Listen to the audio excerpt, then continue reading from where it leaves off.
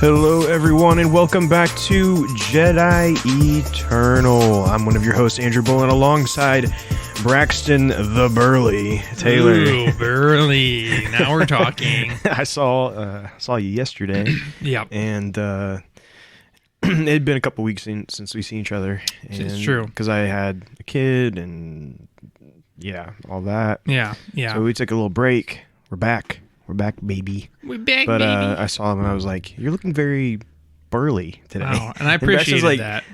I don't know if I'm supposed to take that as a compliment. I was like, at first I was like, I'm not sure what you mean by that, but thank you. I was like, no, you look good. You look good. Thank you. He's got Thank you. some flowing locks he's working on. Yeah, I'm growing my hair out. He's growing out his beard. He's going to look like a Viking. No, well, I wouldn't go that far. I would like to do that. I don't think I would discredit the Vikings that much, but here we are back once again. So those of you who are thinking like, whoa, this is another week extra that they said that they were going to be back. Well, that is because the first week we didn't do one was because that's when we thought that Andrew was going to have his kid. Yeah. That didn't happen. And in all good things, right? Because of, a lot of good things happened. And they... his wife didn't get induced. Anyway, long story short, so we didn't do an episode that week because we thought it was going to happen and it didn't. And the next week I had a trip, and then we came back, and then he had a skit. So here we are, 3 weeks away from that. So here we are, guys. A lot of great stuff is happening. As many of you may or may not know, over in ye old London, they're having Star Wars Celebration. This is the European circuit of this, or European stop, of the circuit. And so there's a lot of stuff. Today was the first day. No, this is the second day, right? This is the second day, I believe. It's the first day. Is it? Okay. Oh, I thought it was on Thursday. Friday. Okay. It's the first day. I actually thought it started on Thursday too, because that's what they did last year. Yeah, well, then when we went too. So it's Friday through Monday this year. So today was the first even shorter. Day. Interesting. And we're gonna go into a bunch of stuff from the panel they announced. Lots to talk about. Yeah, which is essentially that's what we're doing for today's podcast. We're just going to talk through... Because there's a lot to talk about. A lot of good stuff. We're going to go through that. And then we're going to discuss the last episode of The Mandalorian that has come out as well for a wee bit. Oh, yeah. But before we do that, I do want to mention our Patreon producers. Yes. Who we are very thankful for. And you guys can join this for $5 a month on our Patreon. And you get exclusive content. You get a podcast that is just you can only access through that called And Other Stuff, where we talk about nerdy things that are not Star Wars. But you also get a shout out on our podcast, and you get the podcast usually within a day or 2 days early of Jedi Eternal, so that's also nice. But we want to thank our Patreon producers, which include Tara Bolin, Grace and David Gill, Alex Mason, Corey Wise, Jay Camdar, Jenna, and Promise. So we want to thank them all very much. Yeah, I will say, obviously April is upon us now. Obviously, we're in the first week of April, and so this month we are owe you guys an episode on that And Other Stuff podcast. Yep. And we normally like to pull out for our main topic on that. We have a more free flowing discussion on that side, but we do try to have like a main topic as well. And anyway, there's like a bunch of movies that are coming out and a bunch of games that have come out. Yes. And so because it's kind of piling up, those of you who are our patrons and our producers, I'll probably put up a kind of poll to see what you guys would prefer us to talk about. That'd be good. List some of the movies that's been coming out, some of the games and stuff. We're going to try to talk as much as we can about all this stuff, but we like to pay special attention to one thing. So anyway, keep your eyes and ears open for that. And if that is anything that interests those of you who are not already Patreon producers, feel free to join up for $5. Put your input on that, and we'll record an episode this month. And we're going to have some good stuff coming out there for you. And there is plenty of stuff on there as already. So if you're not a Patreon producer, please jump on there for $5. You have tons of content on there just from the And Other Stuff alone. And so, you're going to enjoy it. I guarantee it. And if you don't like it, then you can just not resubscribe for next month. So, exactly. So anyway, but without further ado, Drew, go ahead. Yeah, so we're going to just jump straight into this. Yeah. As of this morning, 6 a.m. Eastern Standard Time, the very first panel happened at Star Wars Celebration. It was called the Lucasfilm Showcase, where they essentially, talked about current things that are already going on, upcoming things that they are doing, future plans, all that stuff. It's kind of I would say, the biggest event at Star Wars Celebration, and they kick it off with it. Is just this big, like, here's what you guys had to look forward to. Yeah. And so, of course, it's always a very exciting time for us as Star Wars fans. Very depressed I wasn't there today, but yeah, me too. Me too. I know Andrew was like, "Hey, did you watch any of the live stream today?" And like, honestly, I didn't have any time because of work and stuff. Because it's early in the morning where we're at when it was anyway. But I'm like, honestly, I don't even know that I even wanted to because it would just cause a wave of depression. Yeah. So we're just gonna kind of go over everything that they talked about, and then we'll discuss our opinions on it, our thoughts on it, and go from there. So to start all this off, we're going to talk about Andor Season 2. Yes. So Andor Season 2 was brought up. They talked about it's going to be another 12 episode season, and is confirmed to be the last of this series. They confirmed that for sure during this panel, that this will be limited series. This will be the end of it. Yeah. And they're halfway through production, and it's planned to wrap filming in August 2023. They debuted at Celebration a 2-minute sizzle reel that showed shots of all the previously seen characters from the first season of Andor in like new costuming and attire. You have to remember from what we've heard about this that this season will most likely span 5 years. That's what we heard originally. Right. So you can imagine that there will be some changes within our characters on how they look, their appearances and stuff throughout that time. But and then the footage capped off with Cassian giving a smirk, dressed in a regal uniform with his hair upwards. So kind of, getting all fixed up for something. Yeah. And they have that set as a release date of August 2024. Nice. Okay. So interesting. So that's essentially going to be a year after Ahsoka, because as you'll see in a minute, we're going to talk about Ahsoka. It gets released in August. So, what's your thoughts on that? Anything? Yeah, nothing really. I think that we actually discussed this when we were going over the first season of The Acolyte when it was airing, and Andor. What'd I say? You said The Acolyte. I'm thinking ahead. Sorry, folks. No, you did. As I told Andrew, I'm running on fumes here today, so I'm trying to get into it. Sorry. Anyway, for Andor, we talked about that last time, and there's a lot of like new, fresh elements in this that were maybe not everything that I preferred, but what I did say is I'm actually looking forward to season 2, because yes, the first season, and I don't want to get into it, right? But the first season was a great show, but it just had a lot of missing elements in terms of Star Wars for me personally. But like I said, for season 2, I was really looking forward to it because it's leading up closer to the events of what we know is going to pan out. So we know it's going to have to start tying in more with the existing canon and lore of what we see in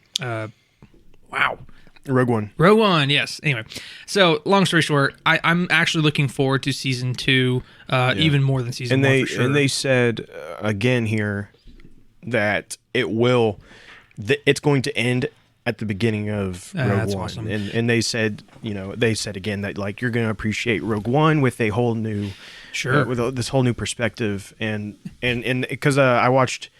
It was an interview that happened after the panel with the director and Diego Luna, and they were basically saying like, and our hope is that when that season ends, as soon as it's over, you're immediately going to go and turn on Rogue One and watch Rogue One again because it does.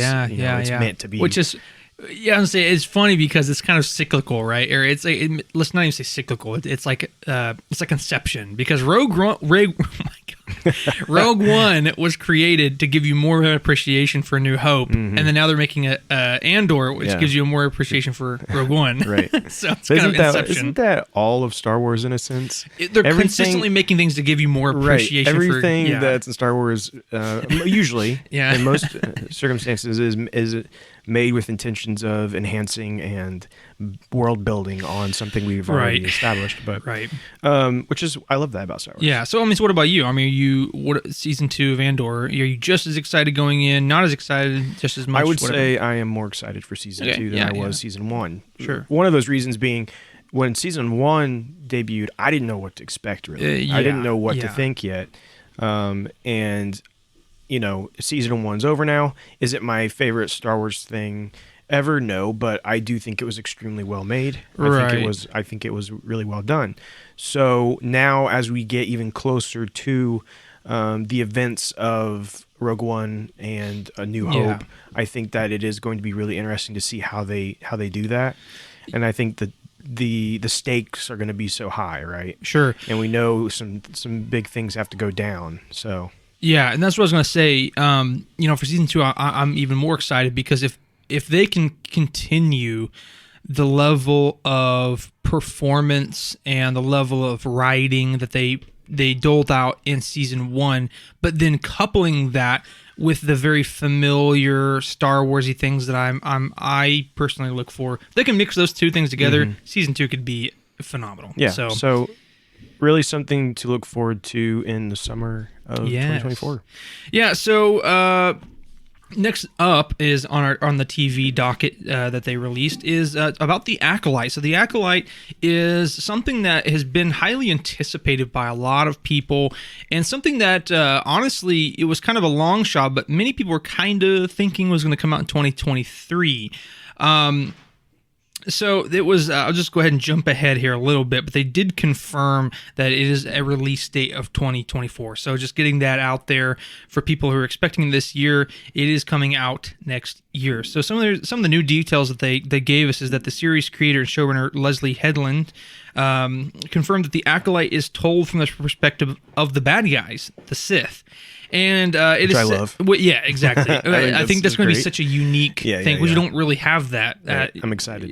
In canon, anyway, it is set in the High Republic era before the beginning of the prequel trilogy, which that's not anything too new to us thus far. Right. But it says during this time, Darksider users are outnumbered, and from a certain point of view, anyway, can be considered the underdogs of the Star Wars universe. The Acolyte is the furthest back in the timeline that the fans have seen a live-action Star Wars story. It also says that Headland originally pitched the Acolyte as Frozen meets Kill Bill, which is a very I don't even know what that's supposed to mean. Is there going to be musical numbers in this? Because I'm not sure that I'm going to like that. Frozen meets Kill Bill. And what way is it like? I get Kill Bill, but what way is it going to be like Frozen? But anyway. Well, so in Frozen, you have... So this is just complete speculation, but in Frozen you have Elsa, who is... kind of becomes a villain for a little bit. But then eventually turns back. So it almost makes you wonder if there will be... so to speak, villain that maybe redeems. Okay, maybe, somehow, in some way. Maybe that's what makes me think about Frozen. Now the Kill Bill, someone who's misunderstood or whatever. Yeah. But the Kill Bill part, I mean, they want to kill someone named Bill. I don't know. Have you not seen the movie? I actually have not seen Kill Bill, so I have no reference. I watched it a long time ago. I know there's like a blonde girl in a yellow jumpsuit, with a sword. Yeah, and I don't really remember the plot that much, but that's basically all you really need to know. But she like wants to kill someone named Bill, right? Yes. Like really bad. Yeah, Bill's is like the leader of this gang or something like that. But anyway, So it'll be interesting for sure to see how it is Frozen meets Kill Bill. But Kathleen Kennedy said that she is blown away with the first 4 completed episodes that she's seen thus far. From the show's main cast, Squid Game's star Lee Jung-jae was revealed to be playing as a Jedi Master, along with a former Chewbacca actor Jonas Suotama. who is playing a new Wookiee Jedi Master. That's Can I what just keeping with say, the Woody. I Wookiees just to me. absolutely love that. I Yeah. love that they're bringing Yeah, him yeah, in. yeah. He played Chewbacca, of course, Yeah. but they're bringing him in to just play another. They're like, hey, Yeah. you already know how to do this. Yeah. You got the look. You got it down. You're a Wookiee, man. Come So on. you're gonna play another Wookiee, and I just love that. Yeah, Actually, I think love it's that. great. It's like a weird continuity that And we he's such didn't a know like that we great needed. guy from everything yeah. I've seen. He's just And he really cool. loves Star And he Wars. loves Star Wars. Yeah. So why not? You know, Yeah. why not? Yeah, because I remember seeing an interview with him, and he was just like, I just remember the first time when Solo came out that he was just like so excited. He's like, I'm just so like excited that I get to reprise a character. Yeah. Anyway, but anyway, so kind of the last thing that they released here was the Acolyte is confirmed to be wrapping production next month in May of 2023. So they did drop some exclusive footage here. Yes. You was gonna say something? Well, I was gonna say I did manage to find this online, most of it online. Yeah, and watched yeah. it. That somebody had sneaked. It's difficult to see some of the details because they're clearly trying to sneak it, but you can find it out there. Right. But it does say the the first ever footage reel for the Acolyte has shown exclusively to Star Wars Celebration Europe 2023 attendees. The footage opens in a Jedi Academy on Coruscant with Li Jungjae's Jedi Master character leading a class of younglings. Mandela. Stenberg's mysterious lead character is seen lurking through alleyways and then in a standoff with Carrie Ann Moss's martial arts inspired foe who can block all of her moves with the Force in a hand-to-hand combat. But that's a 6. Yeah, that was by the really way. cool. Yeah, and I'm excited to see more of that, which is probably part of the Kill Bill thing there. Yeah, but. yeah. But we cut to Jodie Turner-Smith's character, who looks like royalty in a princess gown-like dress, walking surrounded by crowd in cordial attire. The shot that bookends the footage shows all the Jedi characters, Daphne Keene, Charlie Barnett, etc., and their master with their lightsabers equipped and ready for battle. So if you do find that leaked little footage, you do not see that last part with the princess gown-like dress thing and with the all the Jedi characters. You don't see that part, but yeah, if you want to see that, it is out there for you to view at least about half, if not 3/4 of that. So, Yeah, and I'm just I'm absolutely thrilled for this show. What I saw looks really cool. With what we've learned with Star Wars is like,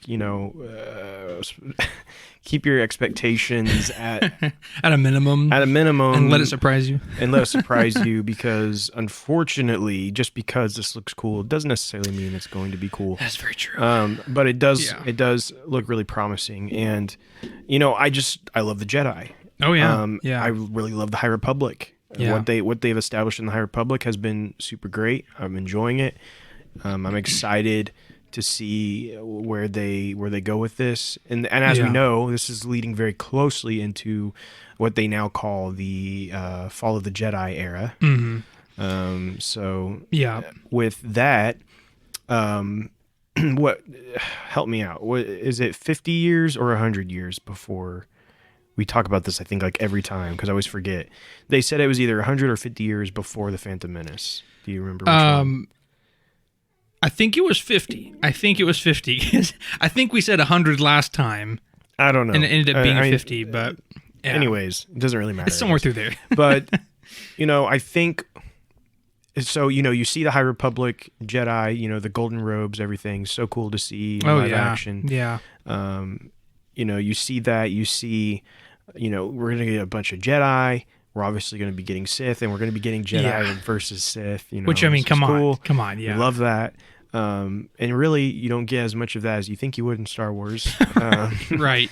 But what I think though, there's one big thing that they're not telling us, but it has to be, and that is there has to be a Sith Lord involved in this. True. Right? Yeah. And in my eyes, based on what we know, I really think Darth Plagueis has to be involved in this. I mean, in terms of the timeline, I think it only makes sense. And I think, though, again, they're not telling us any of this. I think this series, this series truly comes down to is it is a story of how Plagueis ends up being defeated, and Palpatine takes.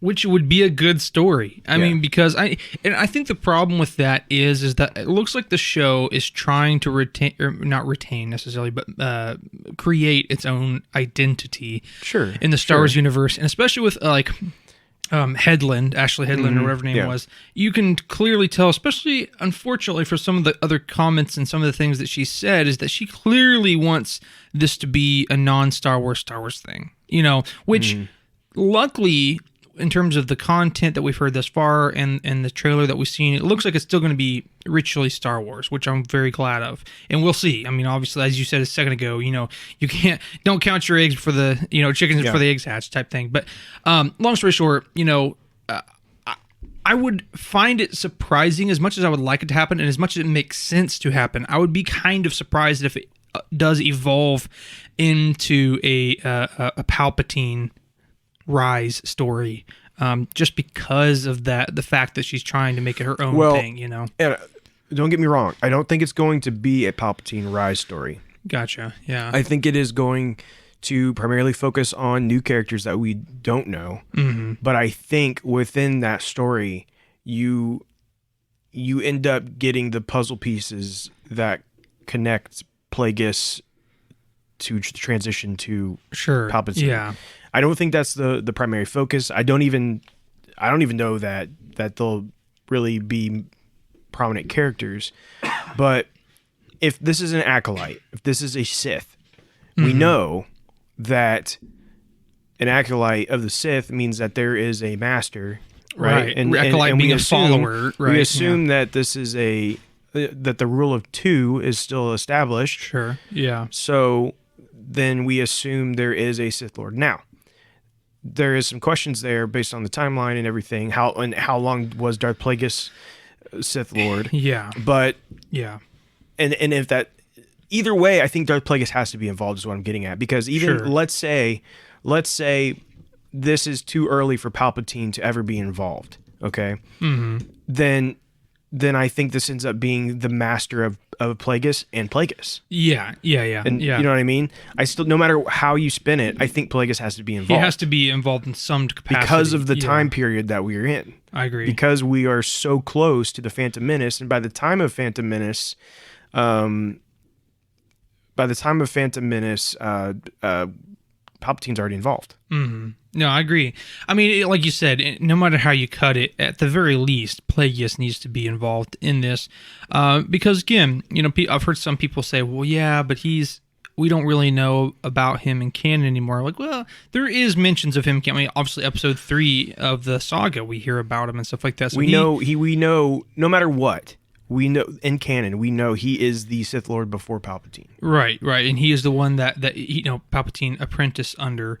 So yeah, I mean, so in terms of the timeline of how old Plagueis is, or not Plagueis, excuse me, Palpatine is, it would just make sense that Plagueis would be in this timeline. So I think we're kind of beat a dead horse on that. But yeah, I think it only makes sense that he's going to be in this to some capacity. And I think that's one of the big like surprise reveals of this series that they're holding close to their chest. Right. They're not going to, even if it's kind of obvious, they're not going to say that. I think they want it to be a big surprise. But anyways, I'm really excited about this series. Oh yeah. I think that, you know, so much potential here. So but let's go ahead and move on to what they showed us next. There was Skeleton Crew. So as some of you may know, they showed a Skeleton Crew last year at Celebration, you know, when I was actually there, and I saw some images and things of that nature. But now they did show a teaser trailer type deal there. You know, the series creator here is John Watts. So if you don't know who that is, he is the MCU Spider-Man trilogy director. Yeah. So that's already very promising in my opinion, because he did fantastic with those movies. But also you have the Daniels involved, who did Everything Everywhere All at Once. So again, that's another big one. You got David Lowery, who did The Green Knight. Which is another. Yeah. So they got some A24 people in there. Jake Schreier, who did Netflix's Beef. Don't know anything about that, but I hear people are saying good things about that. Yeah. You got Bruce Dallas Howard, who we've known to have done great things, and Lee Isaac, who did Minari. I have no idea what that is. But anyways, but lots of prestigious directors involved in this series. So that really is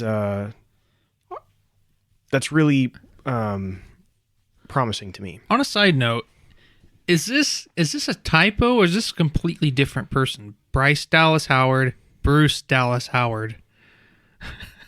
Oh no, that's a typo. I was about to say, I'm like, wait a second. No, that's here. just a typo. Like, wow, this guy has really close ties to the Howard family. No, it's Bryce Dallas Howard there. Okay. Yeah. So what we gathered from this is they gave us a little spiel about what Skeleton's Crew is. They said that Skeleton Crew follows a group of 4 kids who go on an adventure throughout the galaxy. Director John Watts pitched this idea to the Mandalorian creator Jon Favreau during the production of Spider-Man: Far From Home, which is funny. Hilarious. The kids get chased by aliens of a kind and run into a Jedi, played by Jude Law. So that's interesting, right? Now, I do want to say this article is saying Jedi. Of course, I was not sitting in at the panel, but I have heard a lot of people not calling him a Jedi, but they were calling him Force sensitive. And there is a big difference. There's a very big difference. Yeah. So I don't necessarily know that I'm going to run with the whole Jedi thing with this yet until I hear more. He may just be someone who's Force sensitive, not necessarily a Jedi. But, sure. But anyways, either way, cool. So this Force sensitive is going to be taking the kids under his wing. And Kathleen Kennedy specifically likened Skeleton Crew to the children-led films of Amblin's glory days, like Goonies, or think like E.T., stuff where it was these kid-led adventures. Yeah. And I think that's definitely what they're going for. I think this is going to be light. I think it's going to be probably humorous and a light adventure for the whole family type. It's kind of Star Wars Scooby-Doo with being chased by monsters. And there's room for that in Star Wars. Absolutely. I think that's great. Yeah. Will it be like you and me's favorite series in the world? Probably not. Probably not. Probably not. But I think there is opportunity for fun. But and this is and we'll get into this maybe a little bit later. But I've said this in the podcast before. If you identify something as silly, I'm okay with it being silly. You know what I'm saying? Sure. I know what you mean. Honestly, I could actually have a lot of fun with this if we already know this is a kid-led series. This is going to be kind of light funny. humor. Yeah. Yeah, just kind of they're going to have fun on this adventure. Yeah, if they identify as that before we go into it, I might really enjoy it. So we'll see. And as we have heard before in the lead up into this, they have talked about how in rumors and such that Skeleton Crew is going to have links to Mando and links to Ahsoka, and that they're actually going to get lost out in this certain space that is kind of unknown territory, where things are done a little differently. And rumor has it that's also where Ezra is going to be. And that they don't really go into that part of it, but that does seem like that might be possibly the case. But so they showed a teaser trailer, and the footage there starts off in a suburban type of community that seems much more grounded and almost Earth-like. We see the main group of kids at school and hear a narration of one asking another if they want to go on an adventure. Now, I would be super curious to know in this teaser trailer, and maybe we can do some more research on this, but that if this school that they see could possibly be the school from Mando. Oh, where Grogu's in there. Yeah. That'd be an interesting tie-in. But also the pirates, if you remember the pirates in this season.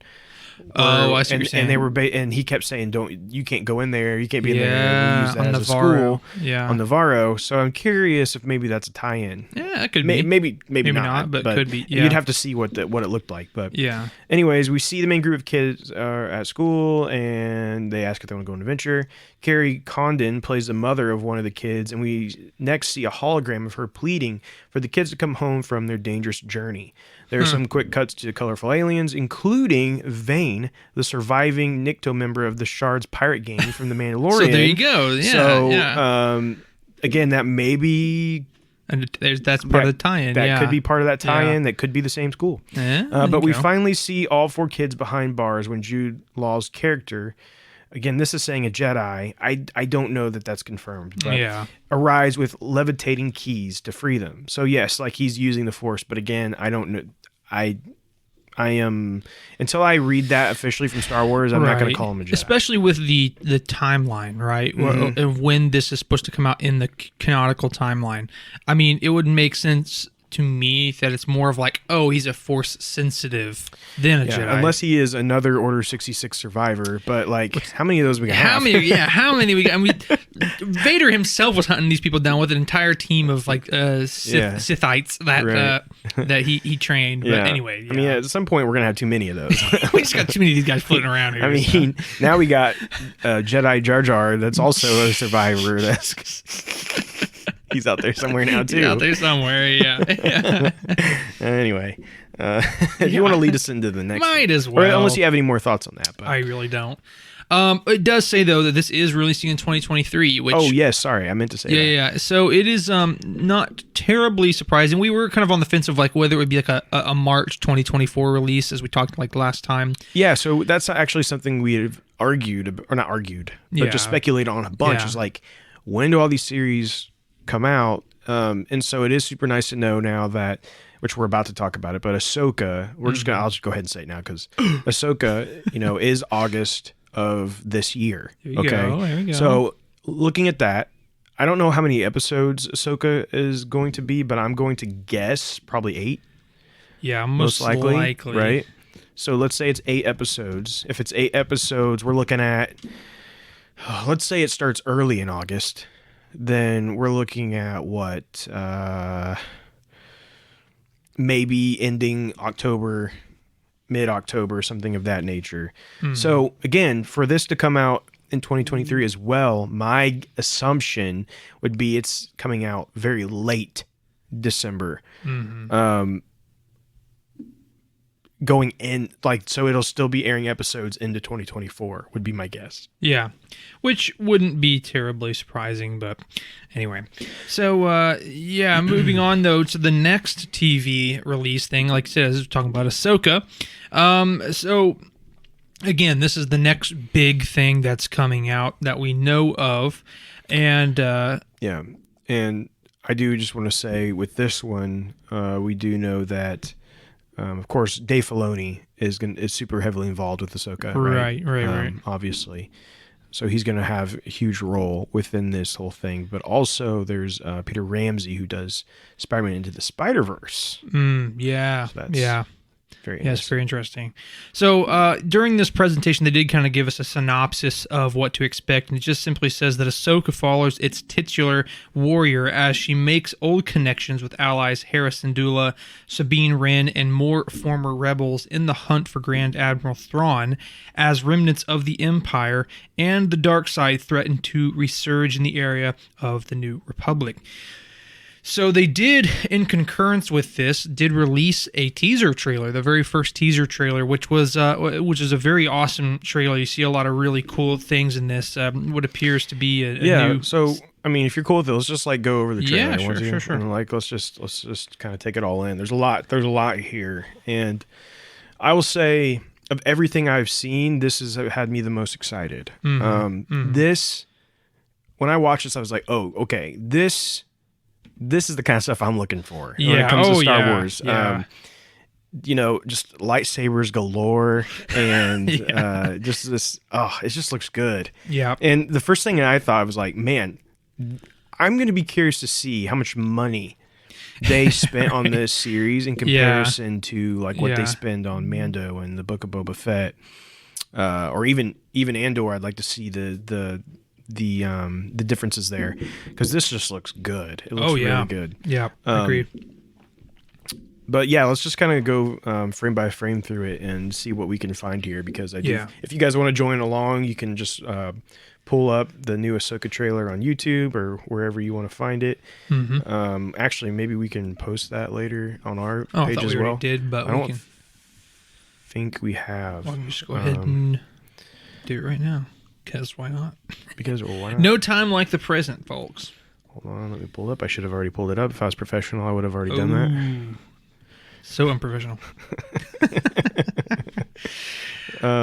So the first, I have it pulled up, but the first scene, she's walking in between some kind of like decrepit, not pyramids. What do you think it's like?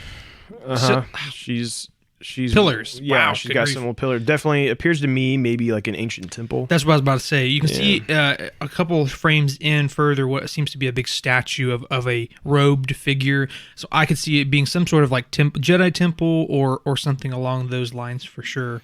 Yeah, and you have like some kind of emblem looking thing in the middle that she has. She pulls out her dual sabers, just spins around and cuts a hole through it, which is pretty cool. And then we see she's in there looking at something. Clearly she's looking for something, right? That she's trying to find. Mm-hmm. And then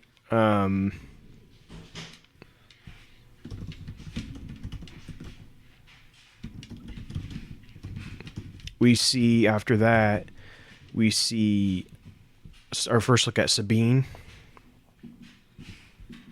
And we see one of those cats just like hanging out. Yeah, yeah. What do they call those things? Don't ask me what anything's called. Tuca cat, right? Tuca? No, I don't think so. It's not a tuca? I don't think it's Tuca. Wow. Yeah, it's a tuca. Are you sure? Yeah, I just looked it up. This does not sound It's a right to Tuca me cat. at all. Yeah, tuca. Okay, well, all right.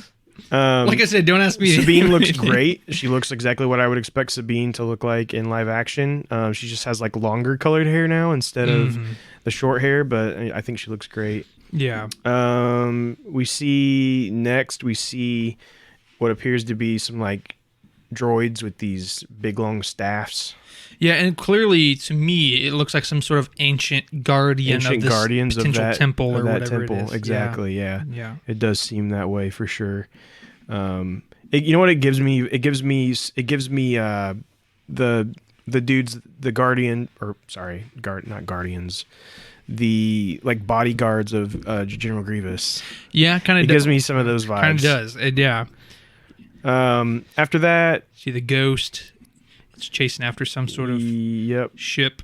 And then you see Hera, who doesn't look like the way I thought she would. Yeah, not quite how I thought she looked. Like, I'm not entirely sure what I expected her to look like, but yeah. And then you get Chopper, of course, that silly droid. Yeah, that little rapscallion. The little rapscallion, being his usual self.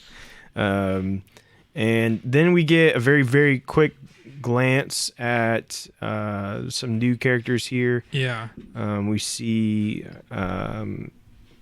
whatever his name is.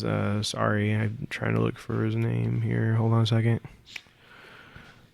Ray Stevenson. Yeah, you get a very quick look at Ray Stevenson there, and then there's a new character, this female character as well, appears to be some sort of dark side acolyte of some sort. Right. It looks like they're like going in. Okay, now here's one of the first things I really wanted to note.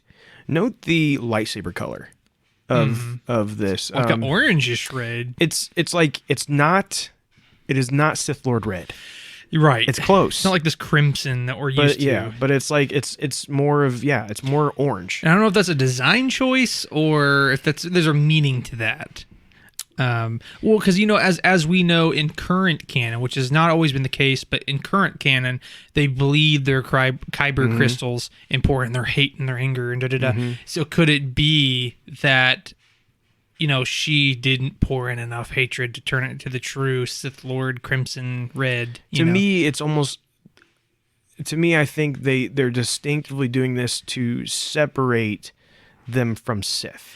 Yeah. They want you to be like, hey, these are bad guys, but maybe they're not complete. They're not like Sith. like Dark Lords, But I don't know. I mean, they clearly use lightsabers. They're using the Force, and they look mean. So yeah, they look like little meaners. But as we see though, like, and part of that, the reason they look mean, it's just she's charging into the hull of a ship or the aft deck or whatever they call it. I don't know. The bridge of the ship, and she's they're firing at her and she's charging in. But yeah, that's going to be interesting. Yeah, and then we see Ahsoka meet up with Sabine. You can tell she's definitely like coming to say, "Hey, I need your help." Definitely seems that way. And then Sabine's like, "It's been a while." It's been a while. Yeah, I was gonna say. Yeah. She's like, you've been gone for a while, and Ahsoka then says things have changed. And previously when it started, Ahsoka was saying that like she senses something dark, something, yeah. which, as I think she's sensing Thrawn more than anything else. Sure. I think they want you to think she's talking more about the other dudes, but I think they're just a precursor to Thrawn. But then we get some kind of freighter class ships. Yeah, and so this was a pleasant surprise here. We get Mon Mothma, who of course we know is heavily involved at this point. But we had not seen her yet in this period. But now with Andor and stuff, it's just cool to see her again years later at this point. It's just right. neat. Oh yeah, it's neat how Star Wars gets to do that, right? Absolutely. Of course, she's like looking just as great as ever. So hey, calm down now. Apparently, she apparently does not age. So good for her. Yeah, great for her. Yeah, like she looks exactly the same. It's like they didn't even try to make her look older. Which hey, but, you Star can't Wars do that can to do her. whatever they want. Yeah. And so obviously they're talking about hearing whispers, and they're all convening as kind of a council. And what we see in the next shot is the back of the head of my big one, little blue friend here. Yep. And that is of course Grand Admiral Thrawn. Yeah, of course they wouldn't show us his face, the little turds. Yeah, little meaner heads. But Thrawn's return. It's definitely Thrawn. He is here. What is going on? Okay, never mind. We're good. It looked like our recording turned off. It looked like, but no, we're still here. But yeah, so we just see the back of his head, the little stinkers. They're gonna make us wait longer. Yeah. And what's funny, they still won't even tell us who's playing Thrawn. Yeah, they still after all this time. Come on. What is cool though, like I said, we're hearing whispers of Thrawn's return. This is of course Ahsoka talking as a narration, and then the next scene as Thrawn goes away, Ahsoka says his return as heir to the Empire. I was like, yeah. That was pretty good. I was pretty excited about that. So that, of course, if you don't know, Heir to the Empire was a Legends novel from Timothy Zahn years ago. It was kind of like the original like big story that took place after the movies. It was the next big thing, and Legends did that, and it was very popular. And then of course now we don't have that, but what we're seeing here is what I've been telling you guys. If you've been listening to us, then none of this will surprise you, and we're going to talk about it even more here in a little bit. But you're seeing the seeds being put into place to have a new version of Heir to the Empire. But anyway, we'll talk more about that in a little bit. And so next.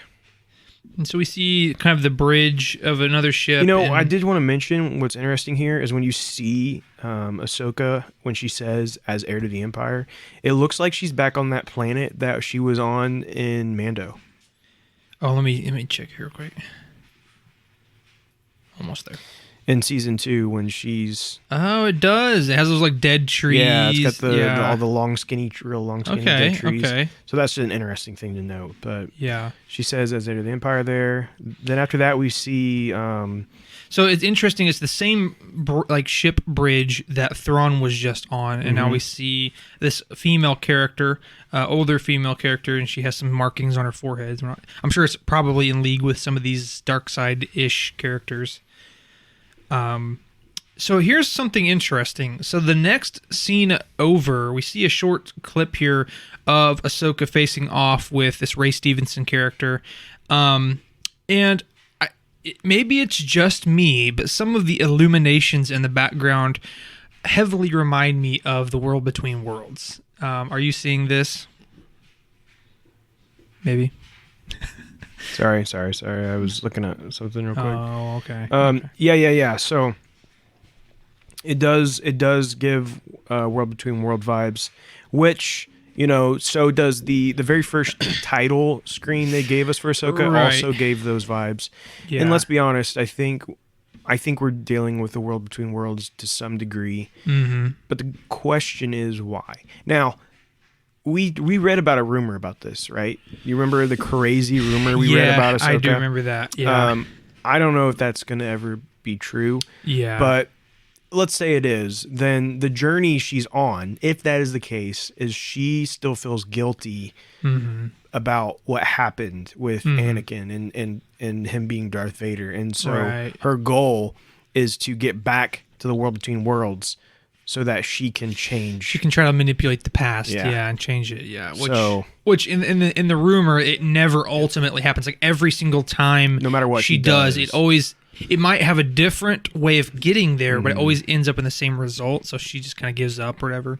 But yeah, I mean, clearly, Or really, just according to the rumor, she doesn't give up, but she finds peace because Well, she, yeah, you know what I'm she, saying, yeah. she comes to realize that it wasn't her fault. it wasn't There her nothing fault. she It was could do. ultimately going to always happen. But anyway, But yeah, so like so Which- we're in this. such a powerful. That could be such a powerful story if they Oh, do it yeah. right. But Oh, anyway, yeah. well, I don't know if that's what they're doing. Yeah, and as we know, Hayden Christensen is going to be in this reprising his role as Anakin / Vader. So we may get something like that. We never know. yeah. So anyway, in this scene, of course, like I said, we see the Ray Stevenson character. He fires up his lightsaber, and this is a very distinct orange. It's not even Again, like it's- orange, just red. Yeah, it's they're not red. It's interesting. I'm not sure what they're implying, but Yeah, I'm not sure on that. So obviously, next shot we get, Hera again. She's kind of speaking to she everyone. says we have to prepare for the worst. Yeah. Again, I'm not sure what I expected with her, but something just doesn't seem like what I expected. But I'm not even sure what I expected, so I can't say too much. I know. But- But then we see Ahsoka draw her saber. Yeah. They go and clash, and then as soon as they clash, Ahsoka sticks out her leg for some reason. Yeah, for some weird reason, I'm not sure what that is, but yeah. I think maybe she's about to like push off against the wall and do like a flip or something, but it didn't yeah. show that part, so it just looks Yeah. funny because all it shows is her extend her leg. Yeah, that's her fart power up move that she's doing. Okay, So we see some more scenes of this dude. What they're calling him, Balin, right? The that guy, right? the Yeah, guy, the yeah, guy. I think so. It shows him just like slowly walking through. Kind of actually reminds me of the Vader scene. Uh-huh. He's just going through like it's Like very reminiscent of the very Vader scene. reminiscent of Vader. Like I think it's intentional. Yeah, yeah. But he's going through force choking and just taking people out like they're nothing, which is I'm not gonna lie, it's exciting. To Yeah, me. Whoever this guy yeah. is, he looks menacing. I like him. I love his character already. Yeah, I already love his character. love it. I can't wait to see what Yeah, they do with yeah, him. Like yeah. he's intimidating. He looks cool. Yeah. Oh yeah. So And then next scene we get a hollow projection man. of the man himself, the man Ezra himself, Bridger. been waiting forever, and this is all they give you Yes, all because they give don't you. want you to know that he is probably really going to be in the series, but they just Yeah. want you to think all you're going to see is that. Which I thought it was hilarious. The actor, I don't remember his name, but the actor for Ezra, Yeah. he tweeted today after they showed this. He tweeted today, he's like, "I'm so thankful that Disney gave me the opportunity to play the hologram of Ezra." You know, He's really like, trying to he's play really it. trying to play it like that's all he did. And they're Yeah. like, "Come on, man. We know you're doing more. Yeah. We know you're doing a lot more." Yeah, and what kind of a cool little thing is that when we see Balin or whatever he's going through, Ahsoka is in the background saying the Jedi fell a long time ago, and then the next part of her saying there aren't many left, and then it shows Ezra. Yeah, it shows And Ezra. It's kind of a neat little thing. And then we see Ahsoka fighting with I think the female, but she's like got a helmet on this time, so I don't. yeah, I'm not sure on that one. That kind of looks like is that an Inquisitor? saber. That's what I was about to say. Yeah, it is. It is an Inquisitor saber. Is it really? What would be interesting is if It is. it is, yeah. I was saying, Yeah. what would be interesting is if they are like remnants of the Inquisitorius, or if they like, I don't know, if it's found it and they're trying to. Well, that would be interesting. The Inquisitorius has fallen, Vader's dead, whatever. But these people like their message or like their point, so they're trying to take up the mantle of it or something like that. You know, so that's an interesting. So that's an interesting thing to think about because we don't know when and how the Inquisitors yeah, go away, right? right. The Inquisitors, of course, were created after the original movies were made. We don't see them in the movies. We may get further insight in the new Jedi Survivor game, but anyway. We might, yeah. But that's the thing is like we have not seen all the Inquisitors die. Right. There's more story to be told with the Inquisitors.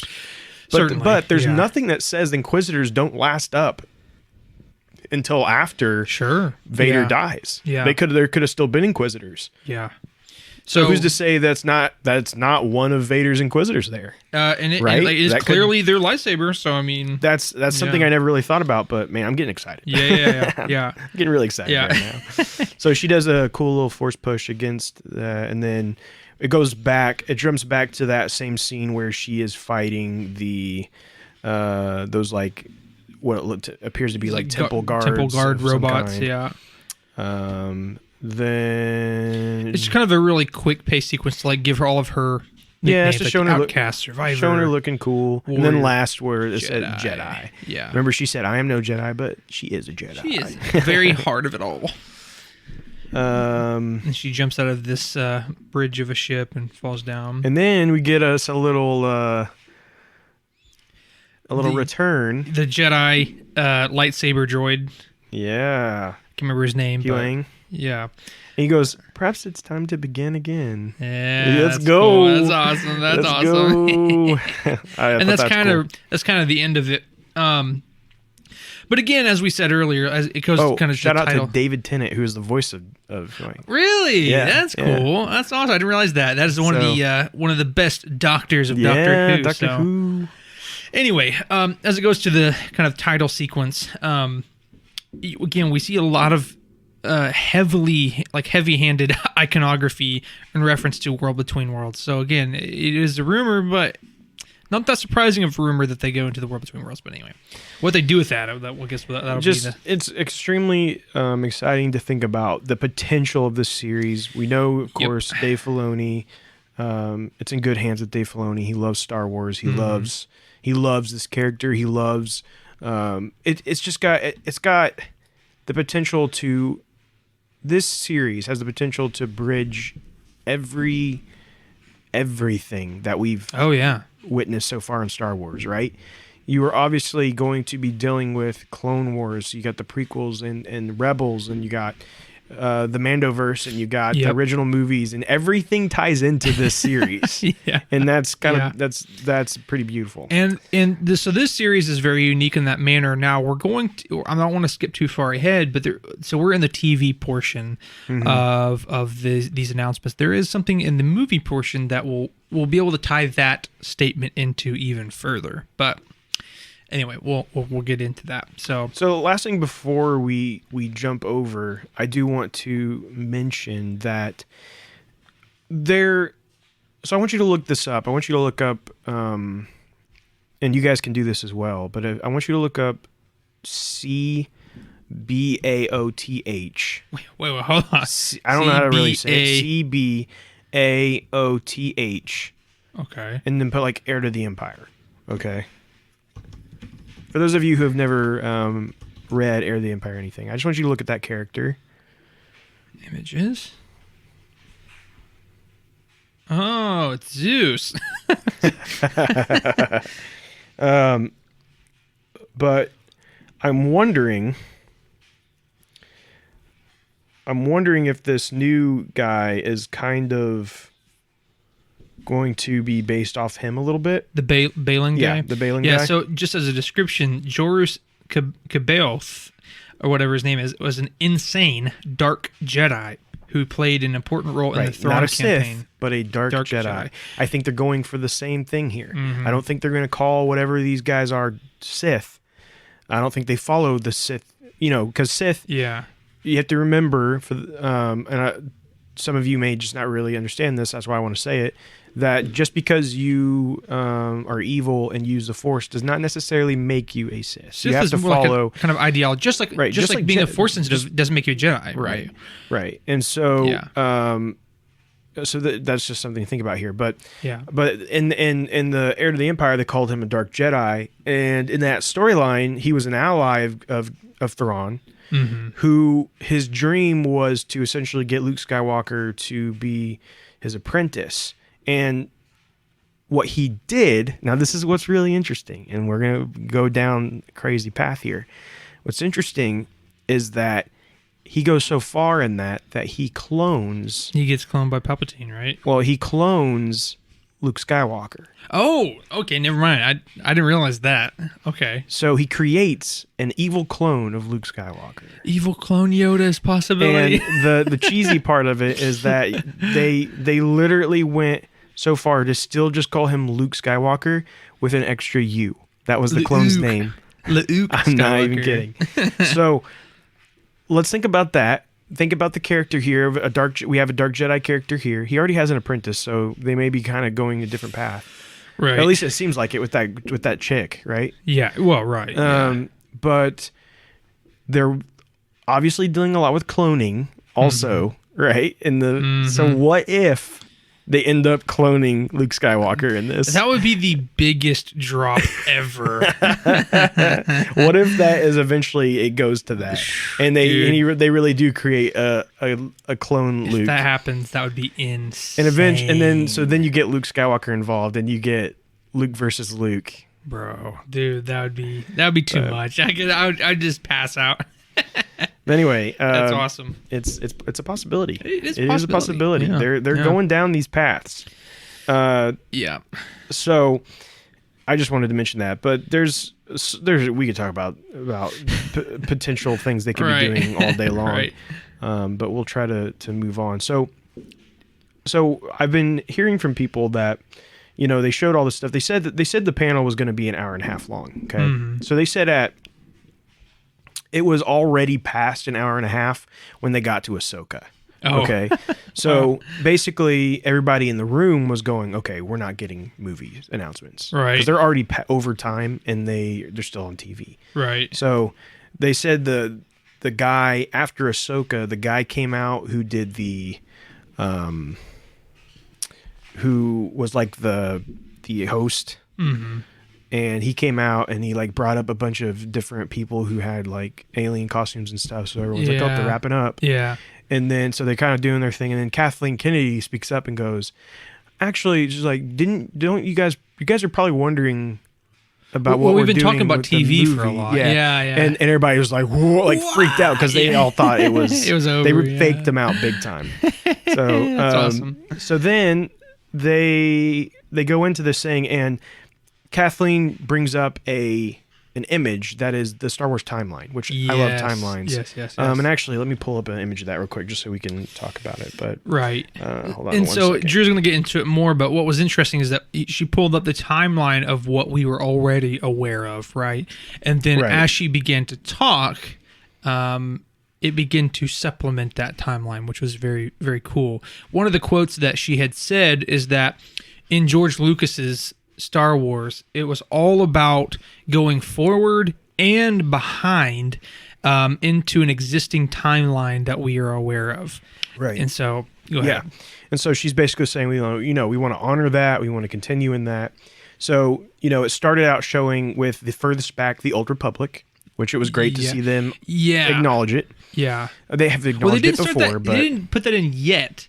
It was up. The High Republic was the last thing first, if that makes sense. Was it? I thought the Old Republic was the first one. I could be wrong. But when they introduced the origins, that's when they had to kind of bridge the distance between origins. Really? Are you sure?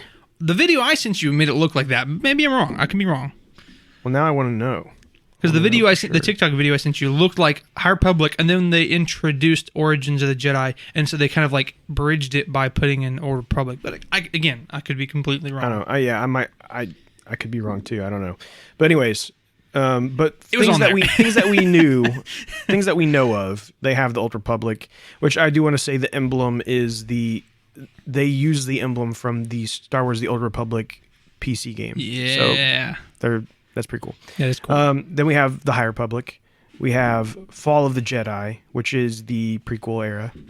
We have Rise of the Empire, which is like Solo and Kenobi. Yeah. That era of stuff. Yeah. We have Age of Rebellion, which is, what we all know and love as the original trilogy. Yep. We have the New Republic, which is where we've been spending lots of time recently. That's where the Mandoverse is set, stuff like that. And then we have Rise of the First Order, which is the sequel trilogy. And so that was everything we knew. And then that's when they all of a sudden expanded on it, and we got maybe it was Shared the Republic then, I don't know. But we also get the Dawn of the Jedi, with the emblem being the Prime Jedi that you see from Act 2 on in whatever the second movie was in the sequel trilogy, The Last Jedi. Yeah. That one. And so that's cool, and that's 25,000 years earlier, and then it also shows the new Jedi Order on the whole other end, which is 15 years after the Rise of Skywalker. Yeah. So, very interesting stuff there. But let's go ahead and talk about exactly what they told us in here. The first thing they talked about was the movie that will be set 15 years after the Rise of Skywalker. Right. So we've actually talked about this a lot because the director for this is Charmin Obaid-Chinoy. We've actually talked a bunch about this movie, just not knowing that it was directing this. it. Yeah. But we talked a lot about her directing a movie. So what's interesting is that means this movie was the one that had Damon Lindelof attached to it, and then he left. Yeah. And so now it's showing the writer as Stephen Knight. But this is, they did not say this, but this is assumed to be the next movie we're getting.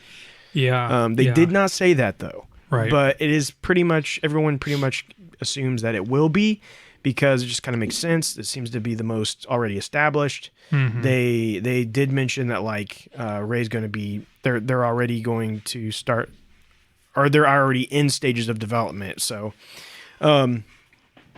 this is set 15 years after the Rise of Skywalker. Daisy Ridley is returning as Rey. Mm-hmm. So, of course, that's something we've debated on many times since the birth of our podcast on Will. Right. It was literally, I think we talked about it in our first episode. Future of Star Wars. Yeah, in the future of Star Wars. Like, will the sequel trilogy characters be back?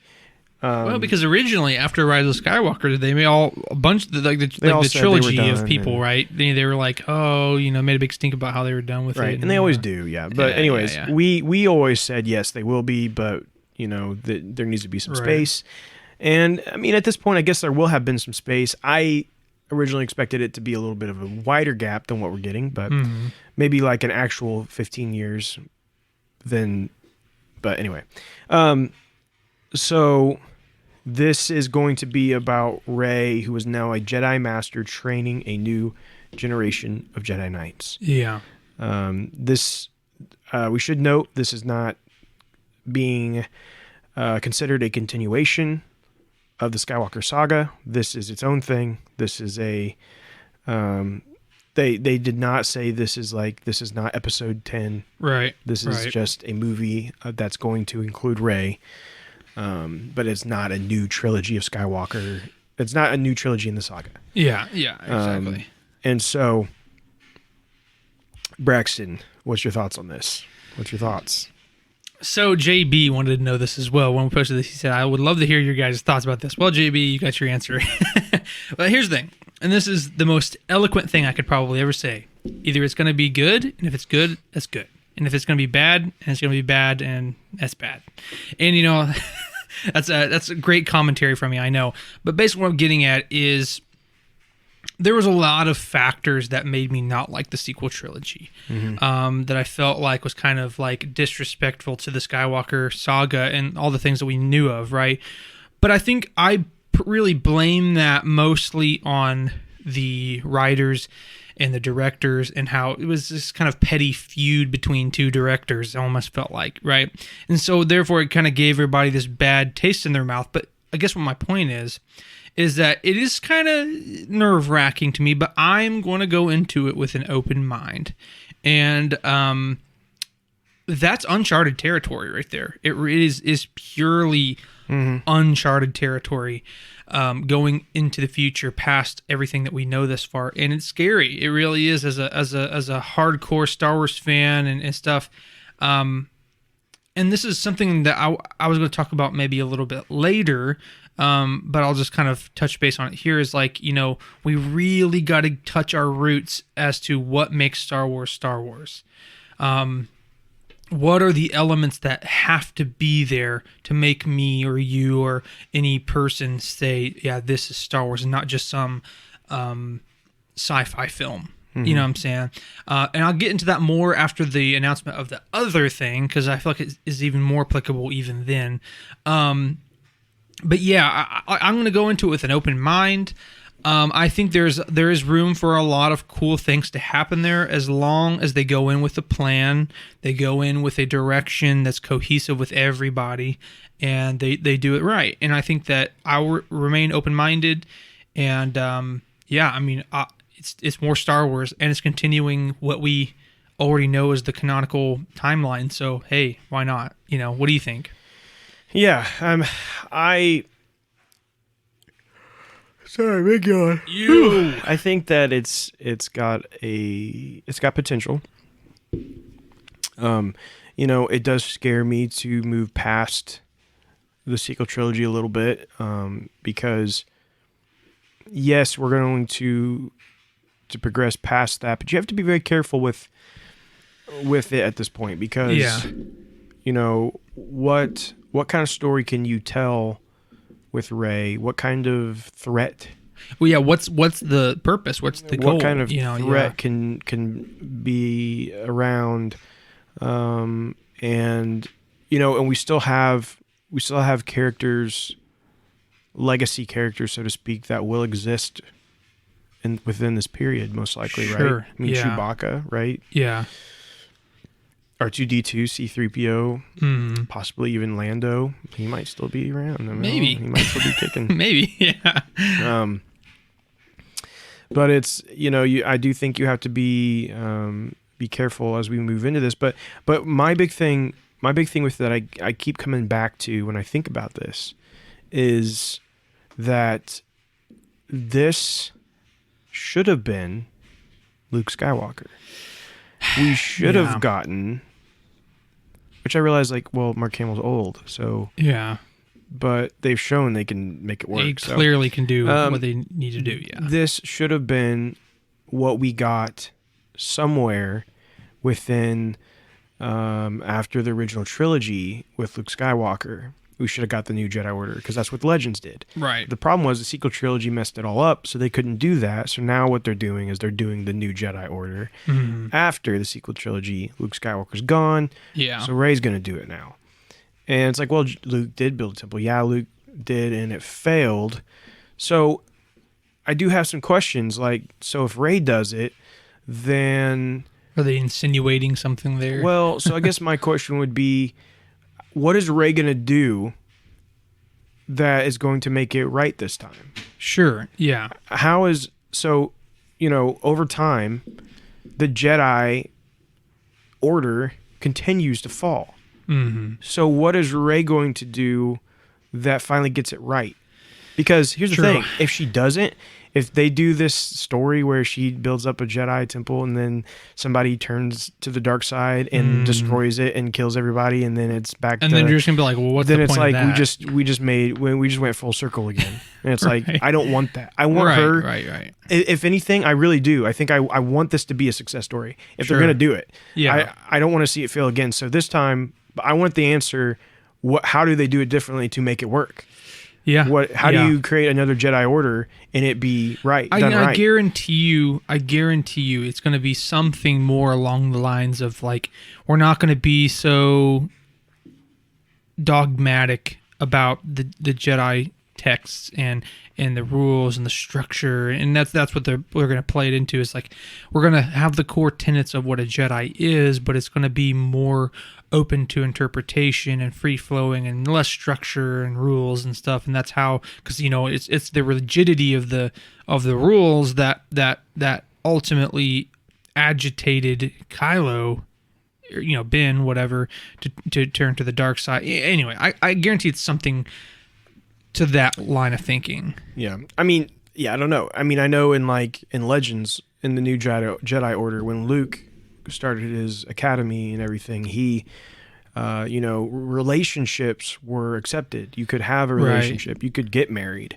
Luke Skywalker, he got married. He was married to Mara Jade, and they had children and and all these things. But of course, even within that series, the age-old issue of attachment still was a problem, because in the end, his wife died because of it. Mm-hmm. His nephew died because of it.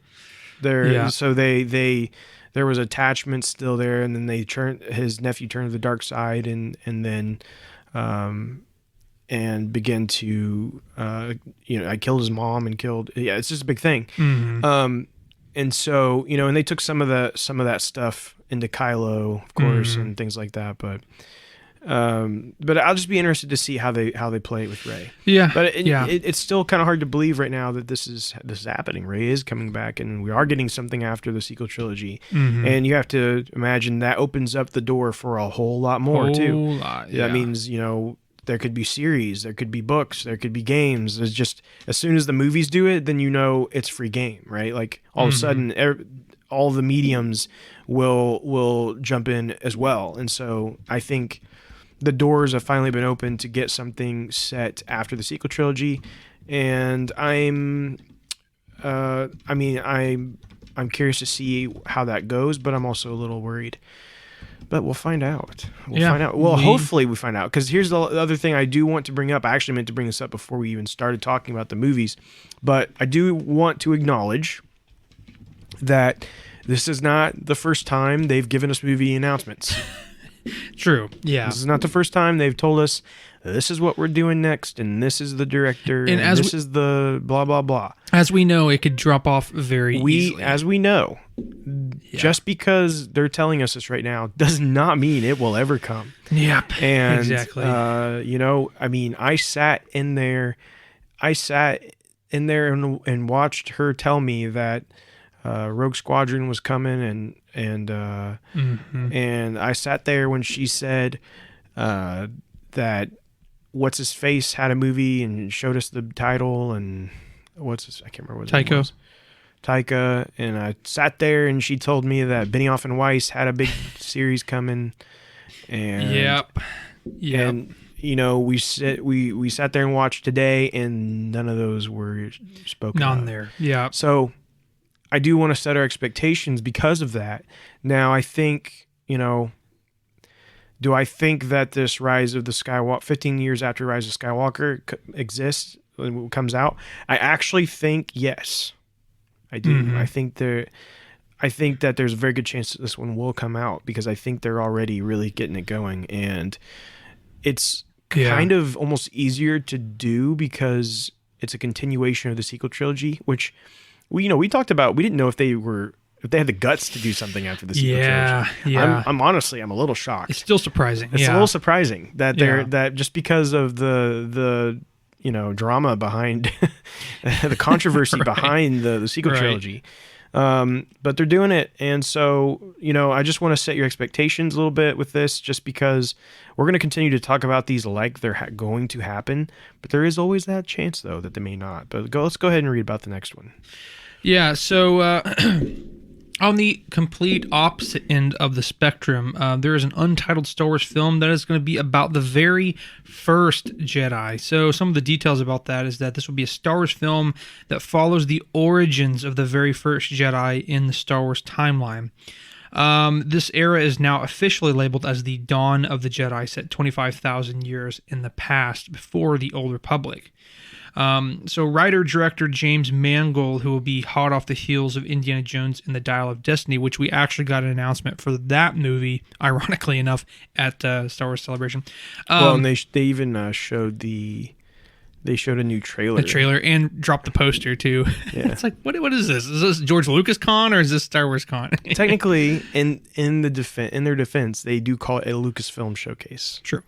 Not necessarily a Star Wars Showcase, even though it is a Star Wars Celebration. So odd, but it is. Yeah, I'm not. Trust me. I adore Indiana Jones. So I'm not mad about it. I just thought it was funny. So stoked for that movie. I'm so happy. I love Indiana Jones. Yeah.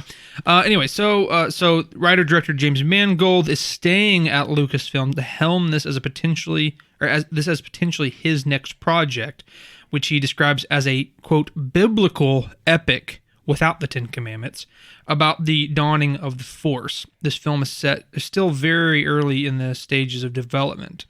So obviously there's no release date. And again, this being so early in the development, you never know when this is going to come out or what's going to end up happening to it. Ironically, again, the dawn of the Jedi is something that we've already talked about previously being a thing that they were going to do, and So that was what Benioff and Weiss was going to do. Yeah. So I think that they have taken some of those bones for this. Yeah. And interestingly enough, James Mangold was one of the very first people they talked about doing a movie for Disney Star Wars, and they talked about him doing a Boba Fett movie, and it never happened. But here he is again. And James Mangold, I love as director. I actually think he's really good. He did Logan, which is phenomenal. That's a good movie. And he did another one that recent that's really good. Oh man, I might have to look him up to see. But he also, I believe he did a couple of Mando episodes. Actually, the one where Boba Fett shows up and helps out Mando, and he's like fighting all the stormtroopers. That and was stuff. that was a good episode. That was a good episode. Ford versus Ferrari. He directed that, and that is a fantastic movie. Yeah, movie's so good. So anyway, he's got some stuff he's known for. He's been involved in Star Wars lately because of that. I think he directed a couple of Book of Boba Fett episodes too. Maybe I think I'm not entirely sure on that one, but yeah, maybe he at least did one. So he's already been involved, so no surprise there that he is transitioning into this. He's already known for making great movies, and I think his style fits this very well. Now, the Dawn of the Jedi is not a new concept. Dawn of the Jedi was a thing in Legends, and it was called Dawn of the Jedi. So again, they're grabbing from Legends here and making it canon. That doesn't mean they're going to tell the same story. Sure. But they did tell a story about the origins of the Jedi, and it was called Dawn of the Jedi. Which I'm not mad about. No.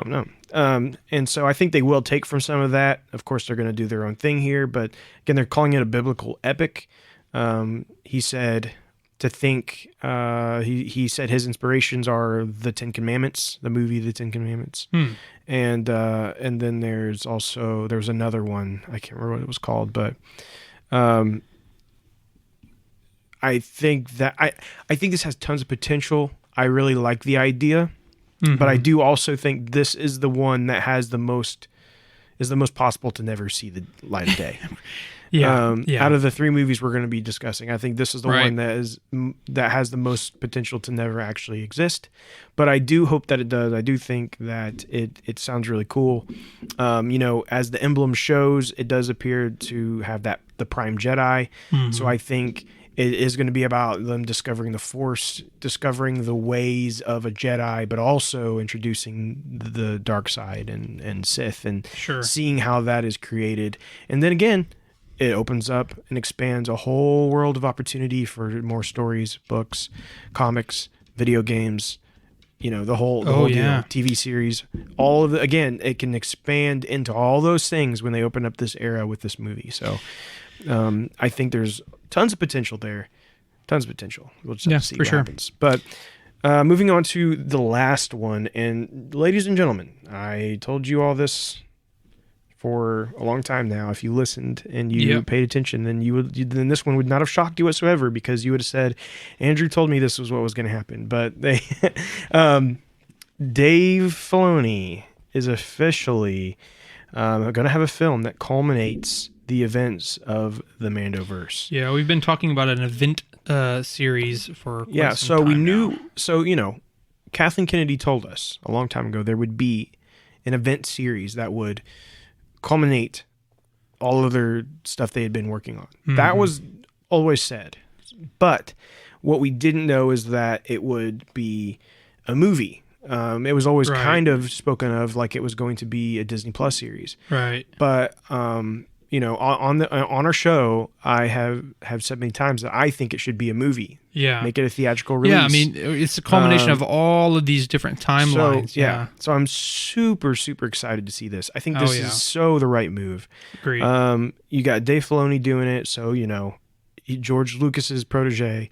I wouldn't be surprised at all if George Lucas doesn't actually end up being heavily involved with this. I mean, as we know, he was with Mandalorian. Yeah, he shows up for Mando, but I think even more so for a movie. I think George Lucas will have a hand in this, kind of guiding Filoni.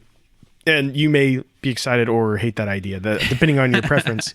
But we got the Mandalorian. Well, if you like Star Wars, you should be kind of excited, but should be. But anyway, we got the Mandalorian, the Book of Boba Fett. We got Ahsoka. We got the Skeleton Crew, and potentially more. We don't really know. But we know for a fact all those are connected and telling stories that connect.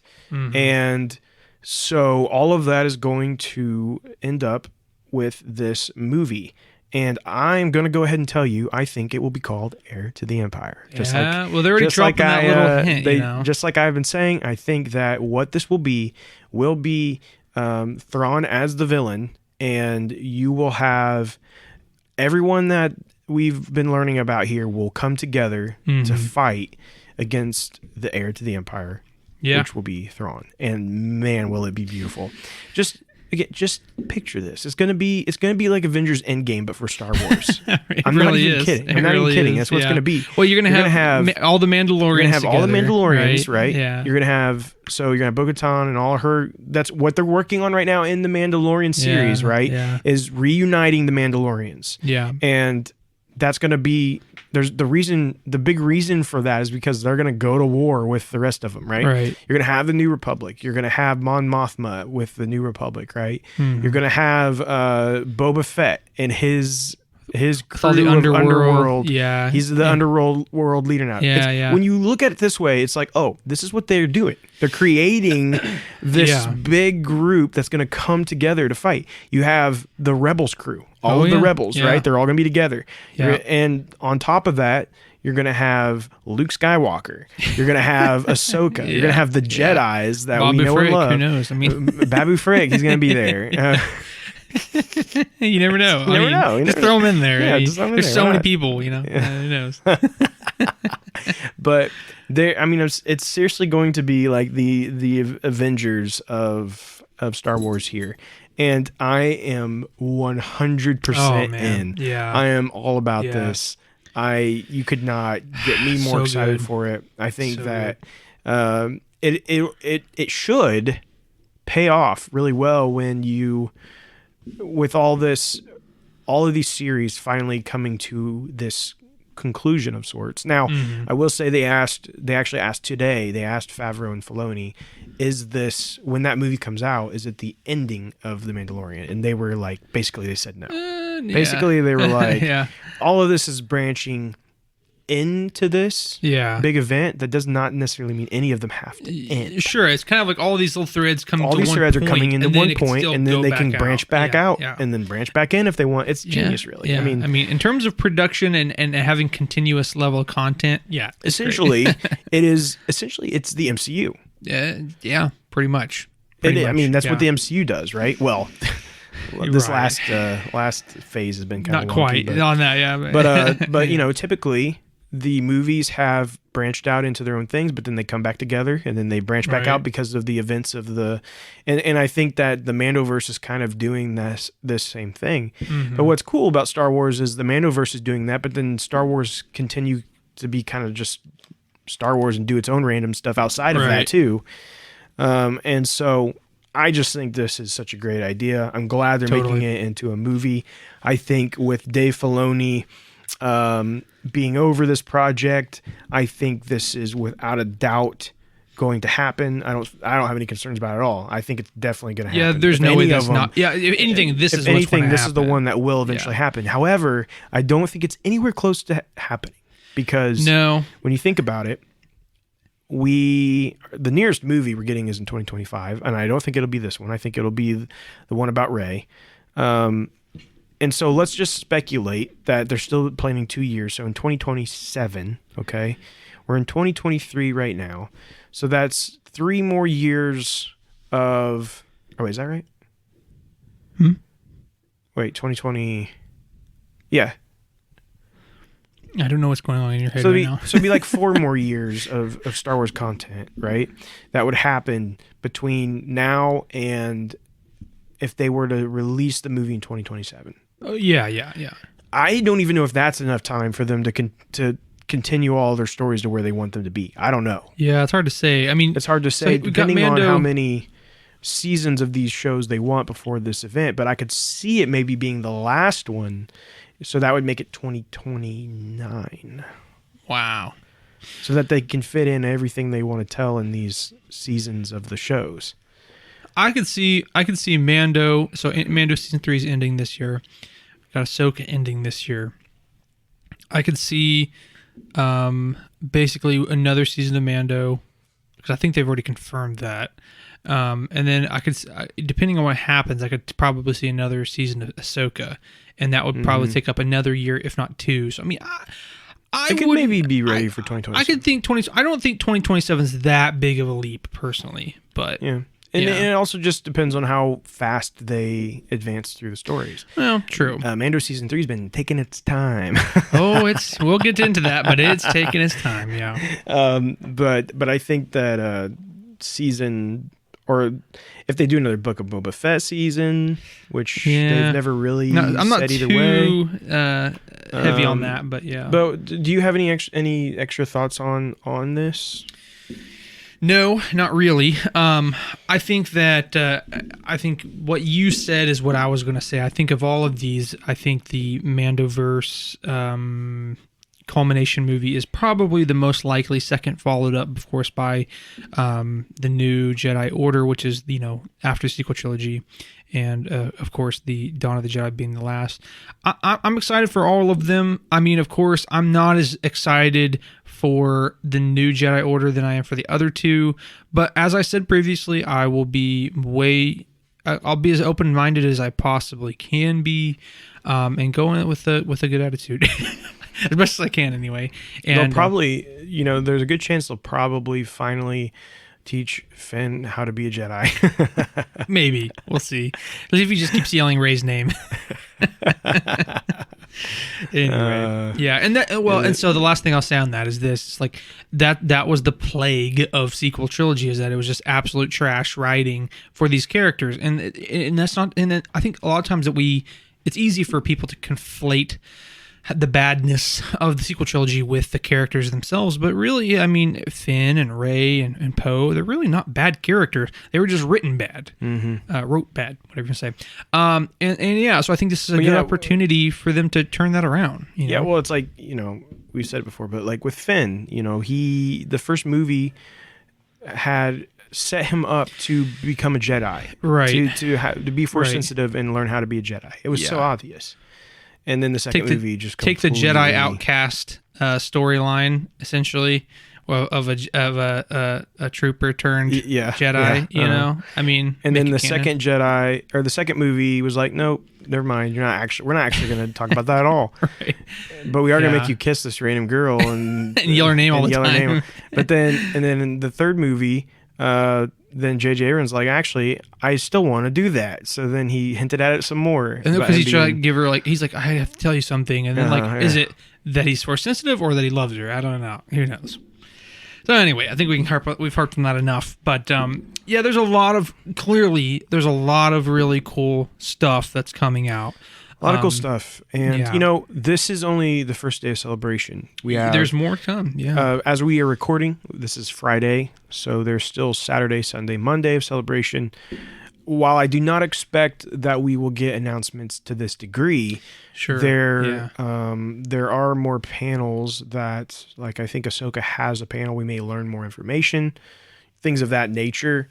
And there is going to be a High Republic panel. We'll probably learn some stuff there about Phase 3, I'm assuming. Most likely. Which would be exciting. So there are some things right around the corner that we will touch on next week when we come back, that we can then talk about the rest of Celebration for you guys, because I know there'll be some more things to talk about. But for now, this is where our Celebration news ends. But we do want you guys to let us know what you are most excited about. What, after all of this and the TV news, the movie news that we got today, what excites you the most and why? So we'd really like to know that. If you want to put that in the comments, or if you want to if you want to DM us, if you don't want to put it in the comments, that's fine. But we do want to hear from you guys. What is your most excited project that was talked about today and why? Yeah, absolutely. Yeah, that we want to go into releases, or are we gonna? No, we're just gonna go straight into our main topic. Yeah. So we did have a pseudo community discussion. I didn't post a separate question because Drew had posted something about what is the verdict on episode 6, or should we say chapter 22 of Mandalorian season 3. So I'm just going to go ahead and read your guys' comments. So we have a slew of different opinions here. We have some people ranging from the opposite ends of like, I love it. And there's some people on the opposite ends of like, I hate it. And there's some people in the middle. So let's just say here, Lane Dobbs says, watched this with the family. My mom immediately thought Mando was transported to Wonderland for most of the episode. Nicholas Lane, I mean, well, you can't even give your, I can't even, what? No, go ahead. I was just gonna say I can't blame your mom for thinking that. I was gonna say we'll hold our thoughts till the end, but yeah, I'm not gonna. fine. I'm not giving any thoughts yet. Okay, I'm just saying I can't blame her. Yeah, no, you can't blame her. That's certainly true. Whether you like the episode or not, you cannot blame her for that comparison for sure. Nicholas Hayes says I liked it. It was different. Out of a whole galaxy, all the planets can't be all serious and all action. When I heard Jack Black and Lizzo were coming, I wasn't happy. But honestly, for their characters, it was fun and turned out to like them more than I thought. The ending of the episode I liked and was hoping it would happen. Bo-Katan was one of my favorite Clone Wars characters and love that they have done with her. So, Nicholas is kind of in the middle. He's like, I wasn't super excited about it, but there's some things I liked about it. So we got JB, Josh and Birkensaw, who is kind of on the opposite end, right? So he says, I enjoyed it. Love Jack Black anyway, so anything with him in it, I'm all for it. The fact Jack Black has now been in Star Wars is a brilliant. Same with Lizzie. I like the whole episode. Don't get why people have been complaining about it, but hey, you will never please the whole fan base. Nicholas John Masura says American pop culture plug. Sad. So he's on the opposite end of JB. And then last but not least, Jake Potter says Jack Black has finally achieved his dream and has achieved the most majestic beard of 2023. Now, I think we all can agree on that. Come on. That. Yeah. So, first of all, thank you all for responding to that and talking with us and sharing your thoughts on episode 6 or chapter 22. So let's just go ahead and get into it here. I guess I should have probably already gave a spoiler alert on that. I apologize. Spoiler alert. Jack Black and Lizzo are in Black Jack. Jack Black. Number 21 is here on site. So yeah, well, it's just like I said, already spoilers, so I apologize, but we're going to get strictly into this. And we apologize. We did have a couple of episodes of Mando that we haven't caught up on, but we had just so much to talk about. We had so much to talk about, and it's so like old news at this point that we're just jumping forward. So apologies to any of you who maybe you're not listening to this weekly, but you have been like catching up and you were watching Mando and you were listening to us, and all of a sudden there's this big gap of like 2 or 3 episodes. Well, we're sorry, but yeah, that's just how the dice, the cookie crumbles. Honestly, if we didn't have all of the celebration stuff, we probably would have, but exactly. But I think the celebration stuff has precedence here. So yes, it does.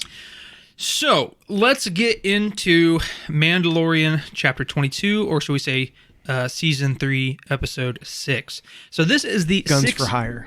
Guns for Hire is what it is called. So it is episode 6 out of 8 for this season. And this has been a very controversial episode, as we saw just in our comment section, but across the internet as a whole.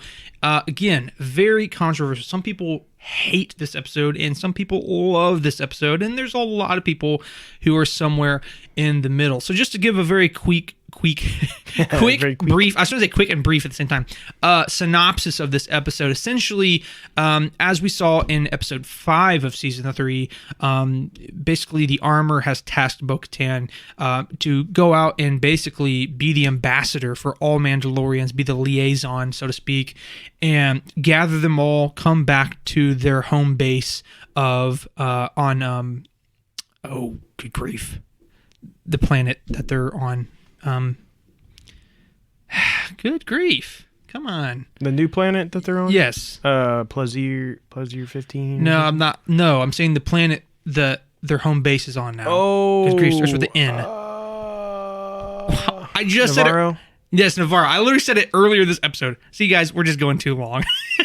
Well, are they on Navarro yet, though? In the new... Were they on Navarro yet? Yeah, because they gave them all that tract of land. Okay. And so, anyway, it doesn't matter, right? Doesn't matter. Regardless of where they're going. So, Bo-Katan is going out into the great beyond, so to speak, and gathering all of the Mandalorians and trying to gather them to the cause. So they go to Plaisir 13 or whatever you just said in order to find the garrison of Mandalorians that had previously been under Bo-Katan's leadership, but when she lost the Darksaber and all that good stuff, they basically turned on her and said she was too weak, so they just took her fleet and ran off. Well, not to go ahead and get into my opinion too early on, but what was supposed to be the whole point of the episode, they got to the planet and they're trying to, before they could even talk to them, because they see their ships and they're about to land, immediately they get sidetracked and auto-docked into, this planet's capital city. And, these, they basically are being requested by the leadership of this planet and this capital city to come and talk to them. So they get in, they go talk, and out of nowhere, it is the leaders is Lizzo and Jack Black, which was just a shocker. I'm not gonna lie, that was just not expected at all.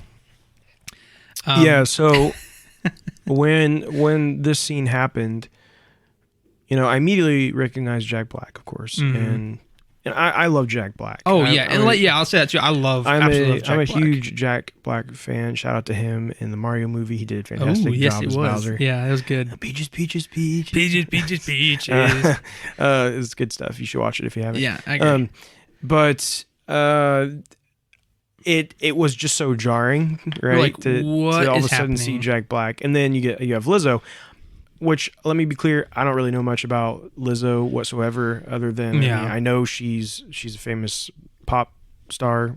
Yeah, I guess some right? music artist. I don't know what she does exactly, but yeah. I don't listen to her music. I don't keep up or follow up with her whatsoever. So yeah, I don't really know much about her.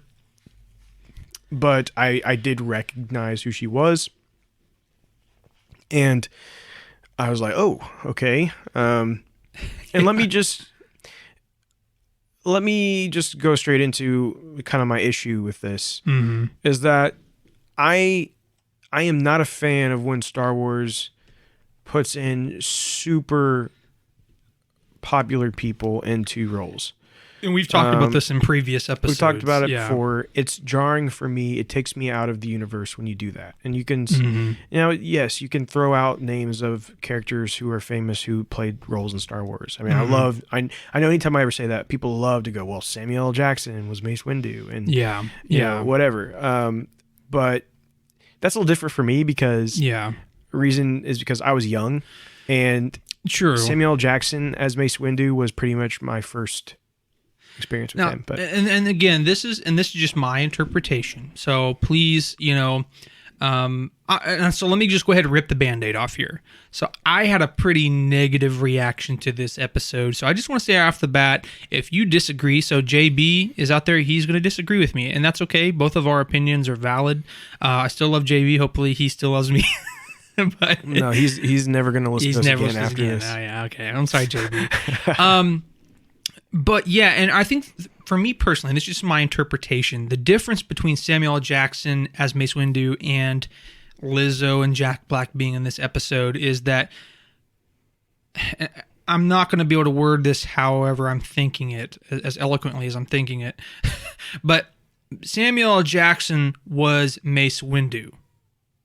You know what I'm saying? Mm-hmm. Mace Windu was not Samuel L. Jackson. He was, but he's not. Like, he wasn't there just because he was Samuel L. Jackson. Mm-hmm. He was imbuing this character that was integral to the storyline. For me personally, this episode just felt like Jack Black and Lizzo were in there because they were Jack Black and they were Lizzo. Right, and the episode continues to be like, oh, look, you see who it is? Yep. And then so just to go a little further, so there was a droid issue and they wanted to investigate, so they go to the head of security, which was Christopher Lloyd. Another huge famous actor, right? Right. And so, yeah, I mean, for me, it's like these characters are incidental to the show. You know what I'm saying? And not even say characters, right? These people are incidental to this show. They are coming in my opinion, and I guess maybe I kind of lean more towards Nicholas's comment. Of course, my comments just went off. Hold on. I'm just trying to figure out which one it says. I don't want to. But like, Black Jack. Why do I keep saying... Why do I keep doing that? Jack Black is a huge star. Yeah. You know what I mean? Like, he's a huge star, and like everybody's gonna know who he is, and it's just so jarring. And he just played himself. No, that's what I was gonna say, right? There's some people who are very famous, but they can, act. And I'm not saying that he can't, but what I'm saying is that they can act differently than what they are. Jack Black is one of those people that is famously Jack Black. Every role that he plays, he's Jack Black, and we love him for it. I love Jack Black because of that.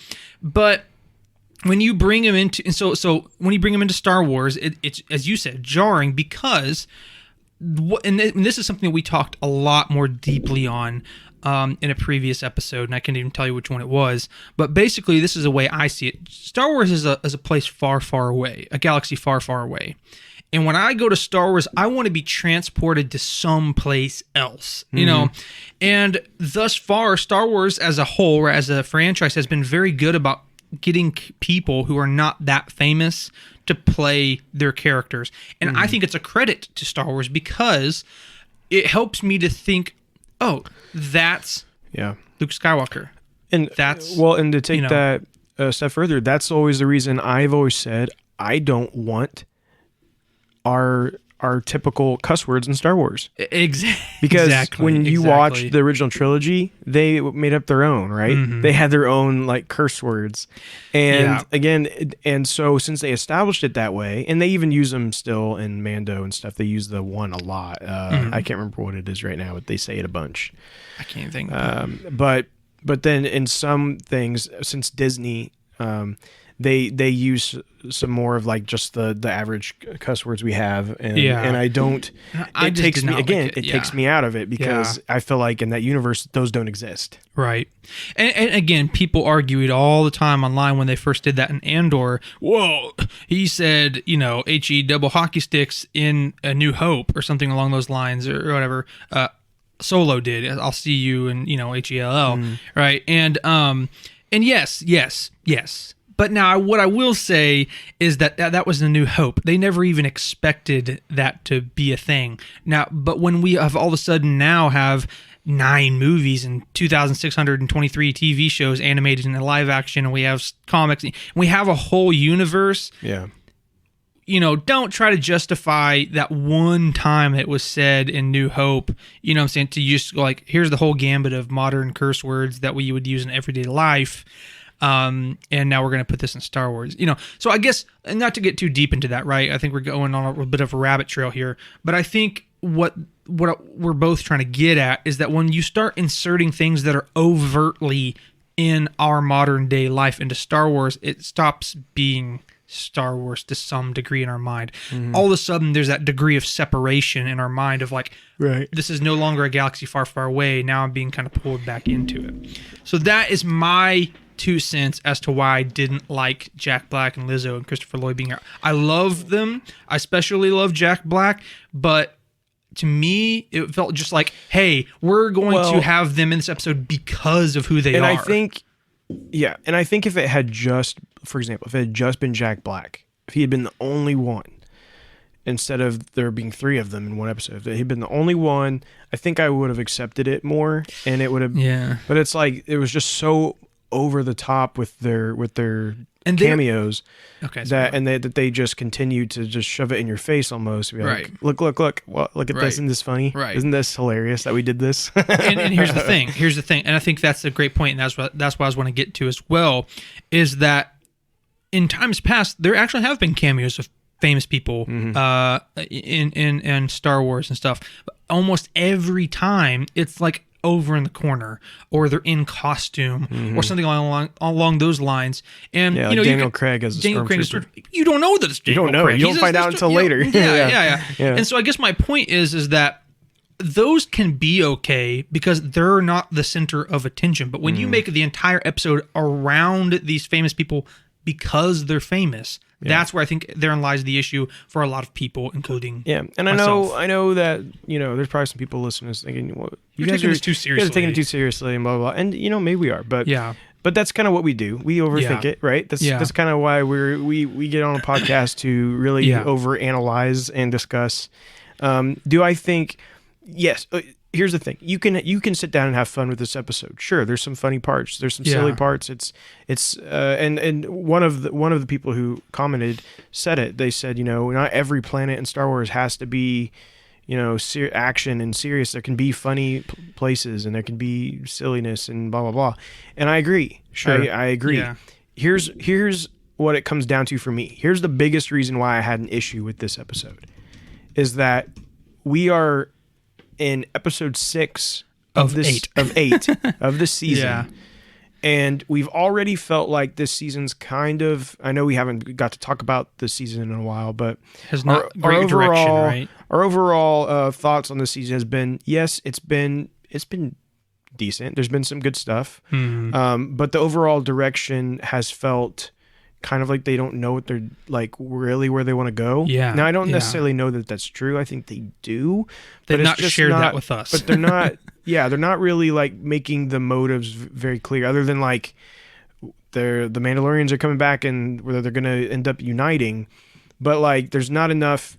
The first and second season had a lot of personal stakes involved for Din and the child, right? And that was what kept us glued to the screens, was that relationship and that emotional connection, and we're just not getting that this season. The one thing that I told you, right, as I feel like there's no driving factor. We're going from episode to episode, and it's like its own inclusive thing to some degree. Like, okay, they need to go to the Mandalore. Well, they did that in like one episode, and then they need to, and then now the thing is like they need to start banding together all the Mandalorians. I'm like, but why?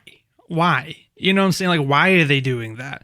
Like, who's the force that we're opposing? And you're like, okay, well, they need to do that so they can face off with Thrawn. But there's got to be something more imminent. But they don't even know that, though. But like, that's what I'm saying. That's my point, right? They don't. That's a meta thing because the characters right now don't even know that. They don't know there's a big threat advancing. So what is the imminent issue right now that is causing them to do this? But anyway, and so it was. I think that there's no clear direction, and that it really has really bothered me about the season. Yeah. Again, episode by episode, there have been some decent stuff that I've enjoyed, but then when I think back on like season 2, and I'm like, season 2, we got there was so much. We got Ahsoka. We got Luke Skywalker. We got Boba Fett.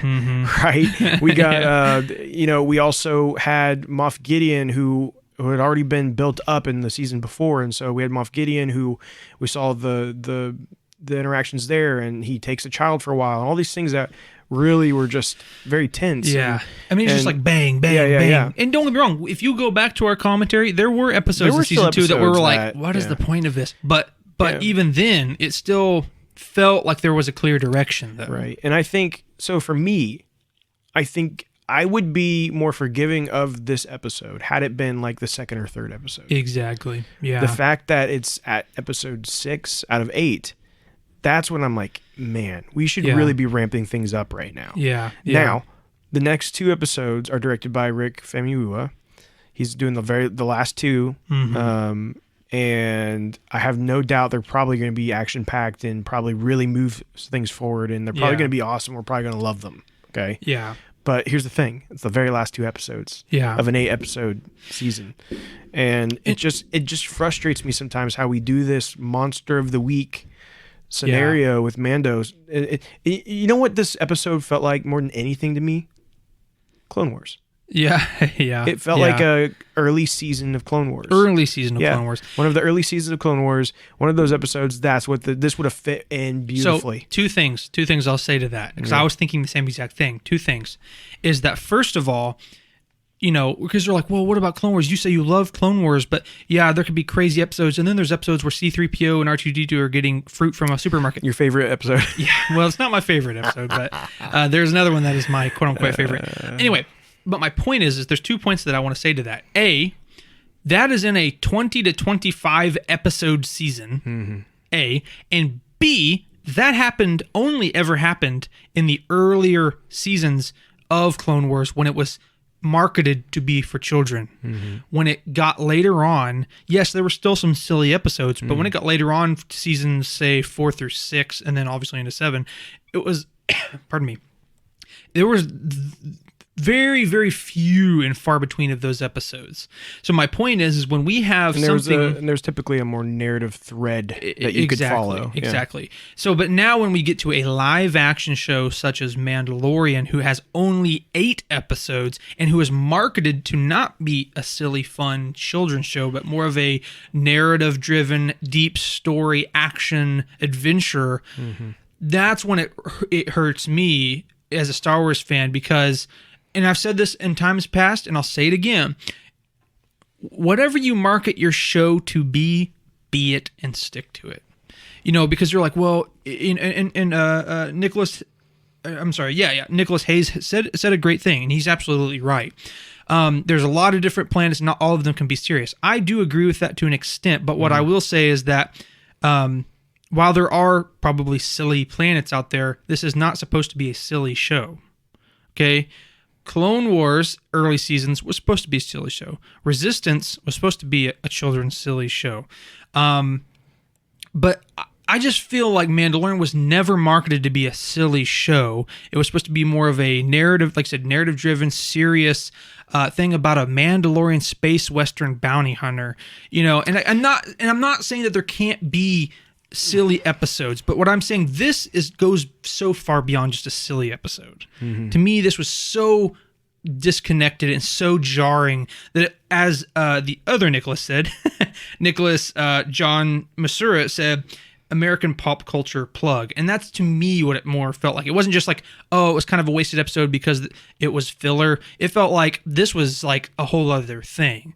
To me, it felt like, oh, we need to have an episode that brings in people. So we're going to have a big, like, gotcha moment of all of a sudden Jack Black, Lizzo, and Christopher Lloyd. Which is very interesting, is that those 3 people pull in from completely different crowds. Christopher Lloyd pulls in from like the older generations who grew up with Marty McFly and Back to the Future. Lizzo is and kind of like younger people who are more in the music side of things. Right. And then you got Jack Black, who's like more on the like middle-aged kind of people. It's like millennials who love like comedy and stuff like that. And like it just felt like here's these 3 really popular people from 3 completely different areas of pop culture, and they're going to come into a Star Wars episode, and here they are. You know what I'm saying? They're completely incidental to this. Anyway, so I'm rambling, but to me, that's what really took me out. It's not just like, oh, it was a filler episode. This, just like I said, I'm getting a little dramatic, but it felt like a slap in the face to hardcore Star Wars fans because you're like, here we are in 6 out of 8 episodes of this season that we already have our trepidations about of not having a great narrative side, and we only have 2 episodes left, and we're going to throw an episode where we have these really popular people, and this episode literally does nothing. The whole objective of this episode was for them to get to that garrison of Mandalorians, which could have been done in 10 minutes. Yeah. Could have been done in 10 minutes. Yeah. And the whole, so like I said, here's point A, you can't see me, but here's point A and here's point B, and it's 5 feet apart. Well, they go from point A, they start off at point A, and all of a sudden something sidetracks them 120 feet to the left, and then it comes all the way back to point B, which could have been a 5-foot gap, but now it's been a 130-foot gap. Yes. It's very true. And and Mando has always been more about the adventure, and so there have been episodes before this that didn't really serve the plot that much, but they were just kind of like a fun monster of the week type scenario, right? And again, there's nothing necessarily inherently wrong with that, but it's just the timing of it I think was really bad, and the in your face this overtness, pop culture thing with the cameos just made it kind of Yeah. sting a little more. Again, I love Jack Black. Actually, I like Christopher Lloyd too. I love them all. Yeah. And again, I think if they had just done them one at a time, I may have been more into it. But it was just so obvious. It reminds me of in what Disney has done with like She-Hulk, where they had who was it in She-Hulk? I don't remember. Megan Thee Stallion. Yeah. They had her in there in the one episode, and again, the entire purpose of it was really just to like, hey, here's Megan Thee Stallion. Yeah. And it was so often in that show. It was a little more fitting because of the way that narrative. It's supposed to be like fourth wall breaky, right. whatever. Yeah. But and then we had, but what it made me think of as well was in Spider-Man: No Way Home, when Daredevil shows up in Spider-Man: No Way Home. We watched that, and he, Matt Murdock, he's there, and that was really exciting for everybody in the MCU. And you're in the theater, and everybody's clapping and shouting, and woo, that's awesome. Yeah. But when you go back and watch that, like at home, you'll find there's this weird, awkward pause. Yeah. And the reason for the weird, awkward pause is because they were thinking everyone's going to see what's his face here as Matt Murdock, and in theater, they literally scripted in a pause. And we scripted in a pause so that they could clap, so that everybody could clap and cheer in the theater. It's so blatantly obvious that's why they did it. Think about that. And when you think about when people do stuff like that in your movie, just like when you're putting in celebrities just for the shock of it, just for the sake of it, humor, whatever you want to say, to me, it lessens the value of that story. It hurts the plot. It hurts the narrative when you do things like that. Yeah, I agree. Because when I go back and watch No Way Home, don't get me wrong, I think that movie's fantastic. Great movie. Yeah. But when you see a moment like that is so obviously built for a crowd in a theater, when you watch it again, you're thinking, oh, that's awkward now because you don't have that theater anymore experience. So everyone might be saying, well, that's just all speculative. Like, how do you know that they're putting it in just because that they're famous? Here's the proof in the pudding right here. Immediately when you see them, what happens? Grogu jumps out of his seat to go to Lizzo. Yeah. Who's that character? Why on earth would Grogu do that? Why would Grogu jump to a random person? You know why? Because it's Lizzo. It's not because anything to do with these characters. Because it's Lizzo. Yeah, because in any other scenario, Grogu's going to probably be wary of any stranger. Exactly. Because, I mean, now, of course, he does like hug the little Babu Fricks and stuff like that. But he's a friendly little dude, of course. But it was so overtly he loves her because she's a famous person. In Star Wars? No, in real life. They were like, isn't this cute? Isn't this funny? Yeah. Here, look at this little like memeable snapshot moment of Lizzo holding Grogu. But anyway, I think we've harped on that long enough. And you guys understand what we're getting at. And I'll end on my piece here is that I still love Mandalorian. I still love Star Wars. I'm not trying to take a dump on anybody's opinion. Please don't take it that way.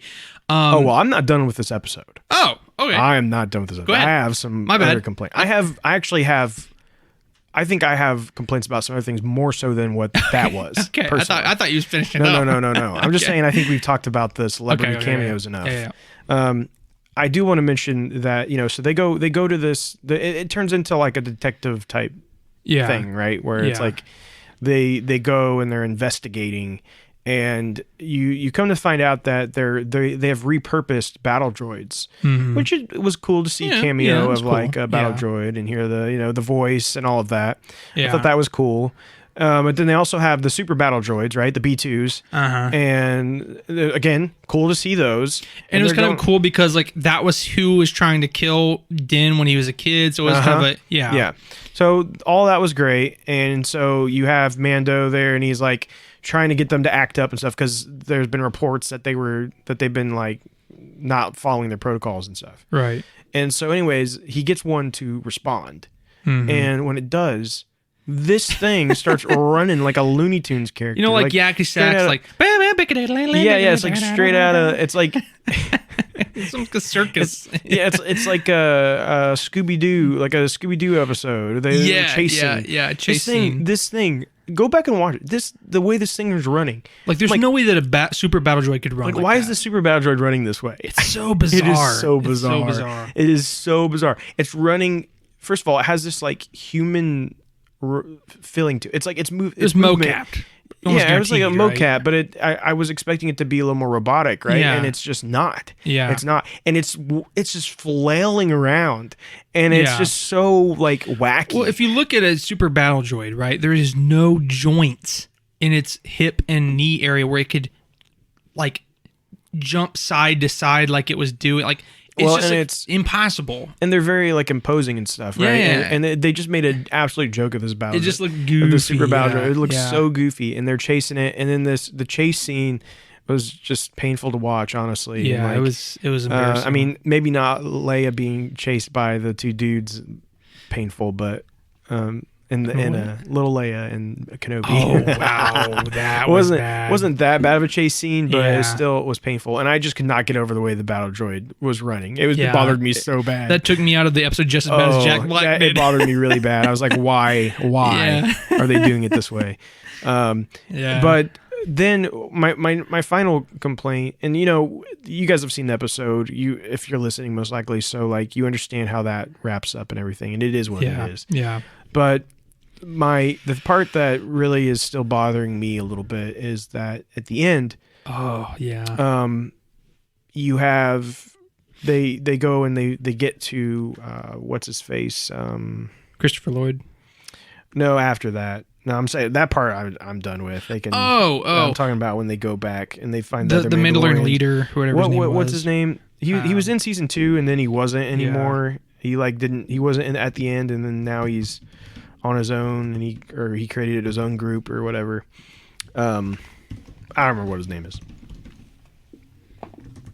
Wolves, something like that. Hold on. I'm thinking. Axel. That sounds actually closer. Axel Woves, something like that.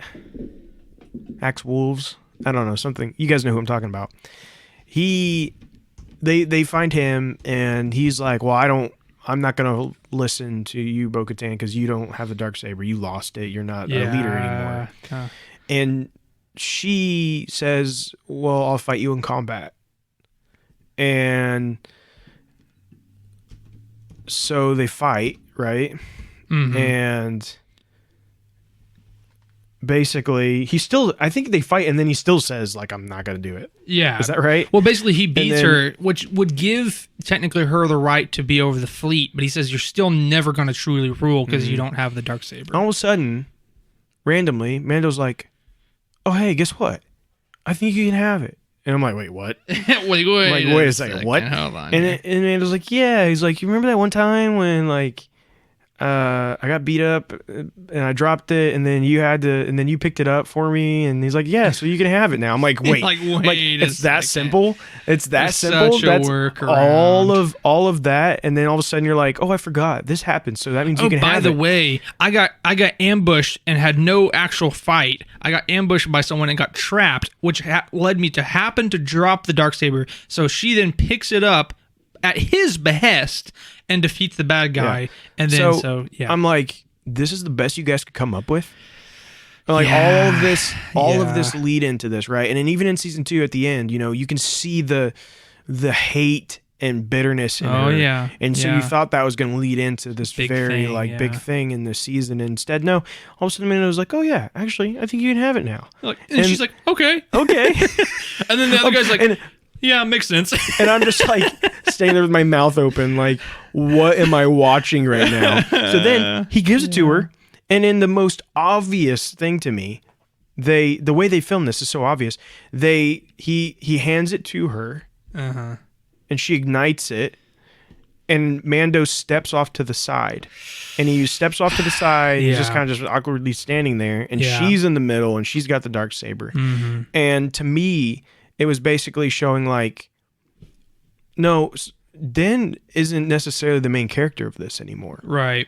So let's say this real quick. So, who sent it to us? Asked us the question to talk about on the.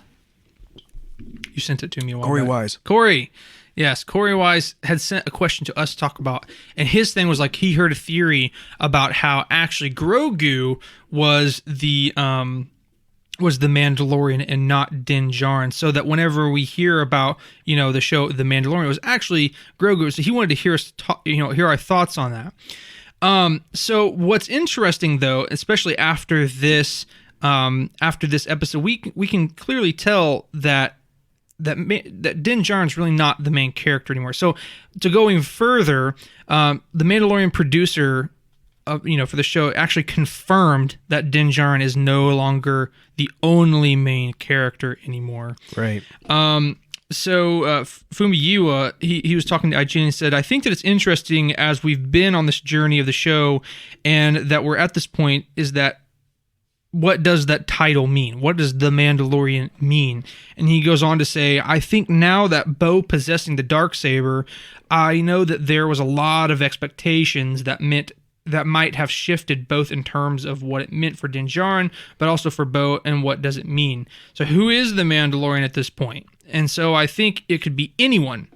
I think that what they're trying to define in many ways is what does that mean to be a Mandalorian? Well, we had conversation, this is probably back in the beginning of our podcast where we were uncertain on how things would go past the first season of The Mandalorian. And we debated on will each season of this show actually be about different Mandalorians, right? Will there be a season that's actually Boba Fett and it's called The Mandalorian? And things like that. And that's of course not necessarily the direction they went, but it does open up this idea of, we can focus on Bo-Katan and still call it The Mandalorian, and like they've done this season. I mean, Bo-Katan has been very prominent in this season, very much so. Oh, and this whole episode, right? Even before the whole fight thing, it was basically a Bo-Katan episode. Yeah, I mean, Din has been more of a coincidental addition. It's like you still are traveling with Din in a sense, right? Like he's like he's your eyes in a sense, but like that doesn't necessarily mean he's the main character. Sure, you know what I mean? Like, I don't know how to explain it, but and that may not necessarily always be the case, and it may get back to him. But obviously, Bo-Katan has been such a heavy focus of this season. And I think it has been to set her up as the leader, and I'm cool with that, whatever. Yeah. But man, what a weak way to do it, though. Yeah. I just for the fact that he's like, I forgot, but this happened, so now you can have it, and they just hand it back to her, and she has it. I'm like, Well, when he said, well, okay, so he's like, you can just have it, or he's like, I'm sorry. Bo-Katan basically says, like, I can't just take it. And he starts to step forward and say, well, I'm not asking you to take it. I was like, oh, we're going to see a sick Bo-Katan Mando fight scene. I thought about that too. I thought that's what it was. And he's like, anyway, here it is. I'm like, okay. So to answer Corey's question is, is maybe Grogu the Mandalorian? Well, here's the thing. It's possible. It's possible that he is one of the many Mandalorians, apparently, that Rick Famuyiwa or whatever is projecting that there's... I'm sorry, I was reading something. Completely got off topic. Someone texted me. It's possible that he's one of those Mandalorians that this show will focus on, because I mean, technically, Grogu is going to be a little Mandalorian. I mean, he is a Mandalorian. Technically, he's a foundling, and so, personally, I would like to have some more focus on Grogu. He's not gotten a whole lot of attention this. For instance, this episode 6, season. He was in 2 scenes, or like maybe 3 scenes. I think it's good not to overdo Grogu. If you overuse him, oversaturate, I guess, with him, I could see that causing some fatigue. But I feel like he's been underutilized this season quite a bit, honestly. They've used him for little gags here and there, but they've not really had much focus on him. And I'll be very curious to see what the last 2 episodes hold for us. But right now, and this might be shocking to you, I don't know, you may feel the same way, I really don't know, but I think you're going to be a little shocked. Yeah. Right now, I would say I prefer the Book of Boba Fett over this season. Yeah, that's a big statement right there. Yeah. It's hard to say because I think back on it, and yes, the Book of Boba Fett also had some pretty rough moments, some weird pacing, some weird decisions, but there's a lot in there I still think I really enjoyed. And so far in this season of Mando, I still have liked it, but it's so much of it has been just kind of okay. Yeah. I mean, I don't know if I'll go that far. I think I would agree. I maybe enjoyed it a little bit, but I just remember having so many trepidations about Book of Boba Fett, so it's hard for me to just commit to that statement. But yeah, I mean, I will say, Book of Boba Fett took itself a little more seriously compared to this season. This season hasn't had anything close to like Grogu training with Luke Skywalker. I mean, that happened in the Book of Boba Fett, which is wild. So crazy. It's wild to say, but it did. So I still, stuff like that, having Ahsoka and Luke and Grogu, and they're all together, and is way cooler than anything that's happened in this season of Mando. Yeah. So I totally agree. I mean, I think that there's been some great moments in Mando season 3. It's been really cool to see the Mythosaur and them going to actually back to Mandalore. I think there's a lot of really cool things, but I think that Book of Boba Fett did have some great moments too, and in terms of the pacing and some of the craziness that we see in this episode, I think it might have been better. But anyway, let's go ahead and wrap her up because we talked about this for so long. I don't even know how long this episode has been. It feels like it's been forever. Welcome to Star Wars Celebration. Exactly. But also, next week we will cover the rest of what Celebration has to bring for us. So make sure you come back next week on, Thursday evening if you guys are Patreon members, or on Saturday if you are not. Yeah. So anyway, I hope you guys enjoy this. Again, I as I kind of alluded to earlier when I thought we were ending, I do want to say that again. Want everybody to know that everyone's opinions are valid here, of course. Just because our opinions may contradict what you have doesn't mean that we think that you're wrong, and we hope that you don't think that we're wrong, because it is just a fictional series after all. So as much as I hate to admit it. But hopefully you guys enjoyed this, and hey, give us some discourse. If you think, well, I don't know if I agree with that, here's my thoughts. Hey, let us know in the comments. We would absolutely love to see your guys' differing opinions and some of the points you want to bring up. Well, what about this or what about that? We would love to hear that. Or if you just want to message us, we would absolutely love that too. But regardless of whether you liked the episode, didn't like the episode, we thank you so much for listening today to Jedi Eternal, and thank you so much for supporting us by participating in the social medias and listening to the podcast stuff. We absolutely love you guys, and we really appreciate it. We do humbly ask that you would like and follow us on Facebook, on YouTube, Instagram, Twitter, for all these different places where we try our best to keep up with the news and try to do discussions and community things as much as we possibly can. And furthermore, if you like us, please follow us on Spotify and Apple Podcasts, and again, technically on YouTube as well. And if you would be so kind, especially on those first two, leave us a review. That really does help. But we thank you so much for listening, and we hope that you join us next week. And last but not least, may the Force be with you, and we thank you for joining.